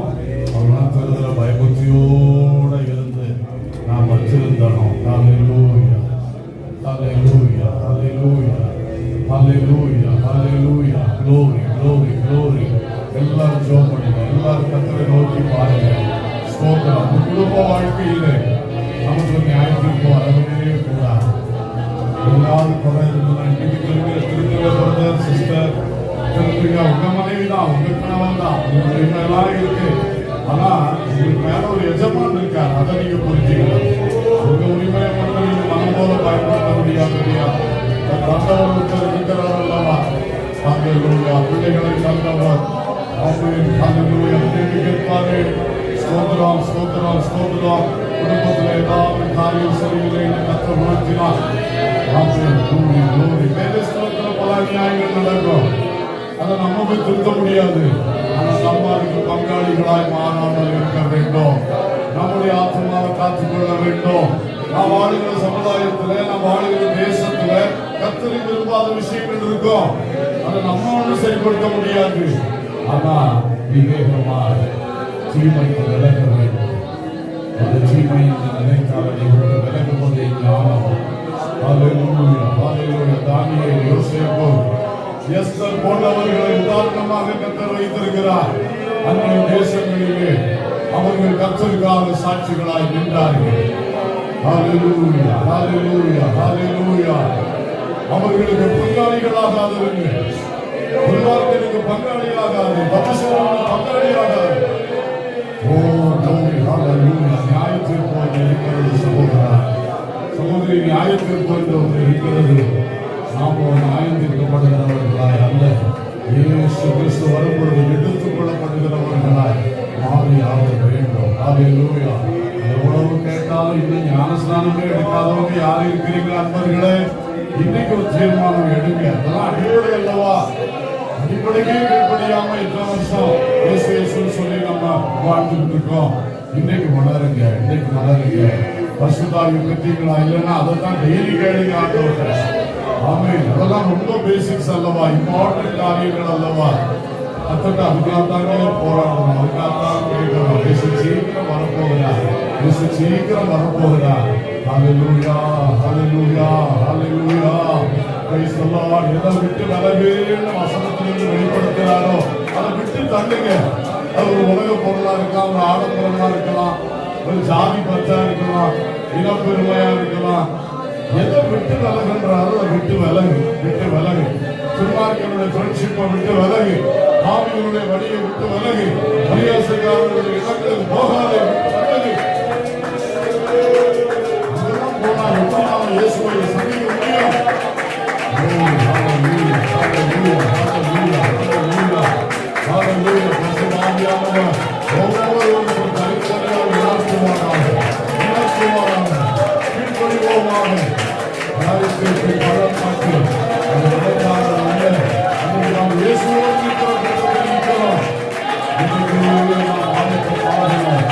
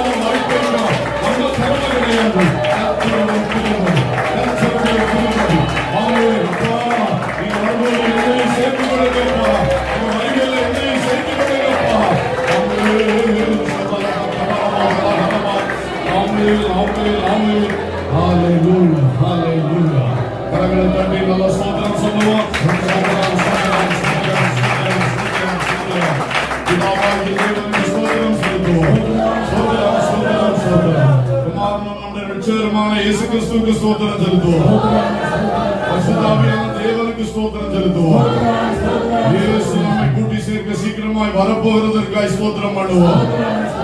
நியாய தீர்ப்புகள் பயங்கரமாய் இருக்கிறதானால் அது நமக்கு வராது, அதற்காய் கர்த்தரை ஸ்தோத்திரம் பண்ணுவோம். நாம் இயேசு வரும்பொழுது இயேசுவோடு சேர்க்கப்பட போகிறோம். ஸ்தோத்திரம் பண்ணுவோம். அல்லேலூயா, அல்லேலூயா, அல்லேலூயா. அன்புள்ள பிதாவே, நல்ல தகப்பனே, நன்றி சொல்லுகிறோம், வாழ்த்துகிறோம். கோயில் தேசத்திலே இப்படி ஒரு ஊழியத்தை தந்ததற்காய் ஸ்தோத்திரம். எங்கள் எல்லாரையும் இதில் ஐக்கியப்படுத்தினதற்காய் நன்றி சொல்லுகிறோம். அதன் பின்னணியில் இருக்கிற தேவ நோக்கம் திட்டம் நிறைவேற ஒரு விசை கூட இந்த வேளையில் அர்ப்பணித்து நிற்கிறோம். தகப்பனே, நீங்க நடத்துங்கப்பா, நீங்க எங்களை கரம் பிடித்து அழகாய் நடத்துங்கப்பா, எங்களை உணர்த்துங்கப்பா, எங்களை திருத்துங்கப்பா, எங்களை சுத்திகரிங்கப்பா, எங்களை பரிசுத்தப்படுத்துங்கப்பா. பிசாசு வஞ்சகம் தொடாதபடி எங்களை காத்து கொள்ளுங்கப்பா. நீங்க தான் எங்களை வலுவாதபடி காக்க வல்லவர். பிதாவின் சமூகத்தில் மாசற்றவர்களாய் எங்களை கொண்டு நிறுத்த இயேசு வல்லமை உள்ளவர். இயேசு மிஞ்சி எதுவுமே இல்லை. உங்க பாதத்தில் எப்பொழுதும் விழ நாங்கள் பழகட்டும் தகப்பனே.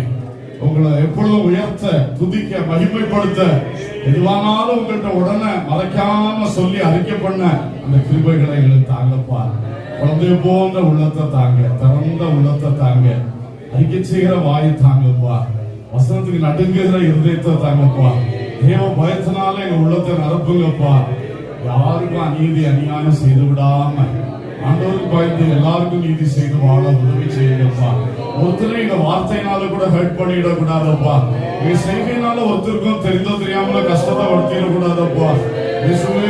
எங்களுக்கு அந்த உணர்வை ஜாஸ்தியா தாங்க தகப்பனே. அப்பா, தேவனுக்கு பயந்து தேவன் பிரியமாய் வாழ எல்லாருக்கும் கிருபை தாங்க. தனி வாழ்க்கை, குடும்ப வாழ்க்கை, வேலை ஸ்தலம், உறவினர்கள் என்கிற வட்டம், சமுதாயம் எல்லாவற்றிலுமே, சபை எல்லாவற்றிலும் நேர்த்தியாய் முன் செல்ல உதவி செய்யுங்க. குறைகள் வரும்பொழுது உடனே அதை சரி செய்து கொள்ள, மன்னிப்பு கேட்க, கிளியர் பண்ணிக்கொள்ள அந்த நல்ல ஒரு பிளெக்சிபிள் ஹார்ட்டை, மெழுகு போல உருகிற உள்ளத்தை எப்பொழுதும் எங்களுக்கு தாங்கப்பா. நீங்க நிச்சயம் சீக்கிரம் வரப்போறீங்கன்னு நாங்க எங்களுக்கு நல்லா தெரியுதப்பா. அதுக்கு நீங்களை எப்பவும் தகுதியாகவும் ஆயுதமாகவும் விழிப்பாகவும் வாழக்கூடிய ஒரு கிருபையை தாங்க. ரொம்ப வஞ்சகங்கள் எந்த கட்டத்திலும் எந்த இடத்திலும் பெருகி கொண்டு இருக்கிறது. நாங்கள் வஞ்சிக்கப்படாமல் எங்களை நிலைநிறுத்துவோம். நியாய தீர்ப்புக்கு உட்படுத்தப்படாமல் எங்களை காத்துக்கொள்ளும். ஆசீர்வதி சர்ச்சை ஆசீர்வதியும். அருமையான பிரதர் யோவான் அவர்களை பலப்படுத்தும். ஊரில் இருக்கிறவருடைய குடும்பத்தை ஆசீர்வதியும். செய்கிற வேலை ஆசீர்வதியும். இந்த ஊழியத்திலே மென்மேலும் வல்லமையாக பயன்படுத்துங்கப்பா. கர்த்தர் கிருபை தாராளமாக இறங்கட்டும். ஆண்டவரே ஆசீர்வதியும். கூட நிற்கிற கமிட்டியாராகிய சகோதரர்கள், ஒவ்வொரு ஊழியங்களை பொறுப்படுத்தி நிற்கிற சகோதர சகோதரிகள், உழைக்கிற தேவ பிள்ளைகள், ஆண்டவரை கொடுக்கிறவர்கள், ஜெபத்திலே கூடி வருகிறவர்கள், இந்த ஊழியத்துக்காக என்னென்ன விஷயத்துல அவங்க பங்களிப்புகளை கொடுக்கிறாங்களோ எல்லாவற்றையும் நீங்க சுகந்த வாசனையாய் முகர்ந்து ஏற்றுக்கொண்டு எல்லாரையும் ஆசீர்வதிக்கும்படியாய் ஜெபிக்கிறோம். புதிதாய் வருகிறவர்களும் சத்தியத்தில் உறுதிப்படட்டும், கர்த்தர் சித்தத்தில் உறுதிப்படட்டும். இந்த ஊழியத்திலும் உறுதிப்பட்டு நிற்க உதவி செய்யுங்கப்பா. இன்னும் அநேகரை கொண்டு வாங்க. கர்த்தர் தெரிந்து கொண்டவர்களை கொண்டு வாங்கப்பா. இந்த 16வது வருஷம் பெரிய வளர்ச்சியின் வருஷமாய், ஆசீர்வாதத்தின் வருஷமாய், பெரிய அறுவடையின் ஆண்டாக ஆசீர்வதித்து நடத்தும்படியாய் ஜெபிக்கிறோம். சபைக்குள்ளே நல்ல அன்பு, ஐக்கியம், புரிந்து கொள்ளுதல், ஒரு மனம் நிறைந்து இருக்கட்டப்பா. ஆசீர்வாதம் தேசத்தின் சூழ்நிலைகளிலும் அரசாங்கத்தின் சூழ்நிலைகளிலும் எல்லாவற்றிலும் பூர்ண அனுகூலங்களை கர்த்தர் எப்போதும் தர வேண்டும். பில்டிங் ஓனர்ஸுடைய சூழ்நிலைகளிலும் சகல காரியங்களும் எங்களுக்கு அனுகூலங்களை எப்போதும் தந்து நடத்த வேண்டும் என்று கெஞ்சுகிறோம்ப்பா. இன்னைக்கு வந்திருக்கிற பிள்ளைகளை கர்த்தர் கரத்திலே அர்ப்பணிக்கிறோம். ஒவ்வொருவரையும் ஆசீர்வதியும். இப்பொழுதும் வைக்கப்பட்டிருக்கிற அன்பின் விருந்துக்காக ஸ்தோத்திரம். அதை ஆசீர்வதித்து தாரும், ஆரோக்கியமாக்கி தாரும், ருசிகரமாக்கி தாரும். அதோடு கூட சகோதர சிநேகமும் அந்யோன்ய பக்தி விருத்தியும் அந்த பந்தியின் மூலம் உண்டாகவும் கர்த்தர் அனுகிரகம் செய்யும். இன்னைக்கு பிரதிஷ்டை பண்ணப்பட்ட பிள்ளைக்காக, அந்த குடும்பத்துக்காக ஸ்தோத்திரம் செலுத்துகிறோம். ஆசீர்வாதி இது போல அநேக பிள்ளைகளை இந்த சபையிலே காலாகாலங்களில் தந்து உனக்காக பிரதிஷ்டை செய்து வளர்த்த உதவி செய்யுங்க. ஞானஸ்நானம் எடுத்த சகோதரிகளுக்காக ஸ்தோத்திரம்ப்பா. பிள்ளைகளை ஆசீர்வதியும் தகப்பனே. உங்களோடு கூட கைப்பிடித்து உடன்படிக்கை செஞ்சிருக்கிறாங்க. கடைசி மூச்சு அந்த உடன்படிக்கையில மேன்மையாய் வளருவதற்கு கிருபை பாராட்டும். இந்த ஊழியத்தின் மூலம் அநேகர் கிறிஸ்துவுக்குள் ஞானஸ்தானம் பெற்றுக்கொள்ள, அபிஷேகம் பெற்றுக்கொள்ள, கர்த்தருக்கு சாட்சிகளாய் எழும்ப உதவி செய்யுங்க. இன்னும் பெரிதானவைகளை காணும்படி வழிநடத்துங்க, ஆசீர்வதிங்க. சகல துதியும் கனமும் மகிமையும் உமக்கே செலுத்துகின்றோம். இயேசுவின் நாமத்தில் கேட்கிறோம் ஜீவனுள்ள பிதாவே, ஆமென். என் ஆத்துமாவே கர்த்தரை ஸ்தோத்திரி, என் பரிசுத்த நாமத்தை ஸ்தோத்திரி. என் ஆத்துமாவே கர்த்தரை ஸ்தோத்திரி, அவர் செய்த சகல உபகாரங்களை மறவாதே. ஆமென். நம்முடைய கர்த்தராகிய இயேசு கிறிஸ்துவின் கிருபை, பிதாவாகிய தேவனுடைய அன்பும், பரிசுத்த ஆவியானவருடைய ஐக்கியமும் சிநேகமும் வழி நடத்துதலும் பாதுகாவலும் நம் அனைவரோடும் சகல பரிசுத்தவான்களோடும் இந்த ஊழியத்தோடும் தொடர்ந்து நிலைத்திருப்பதாக. ஆமென்.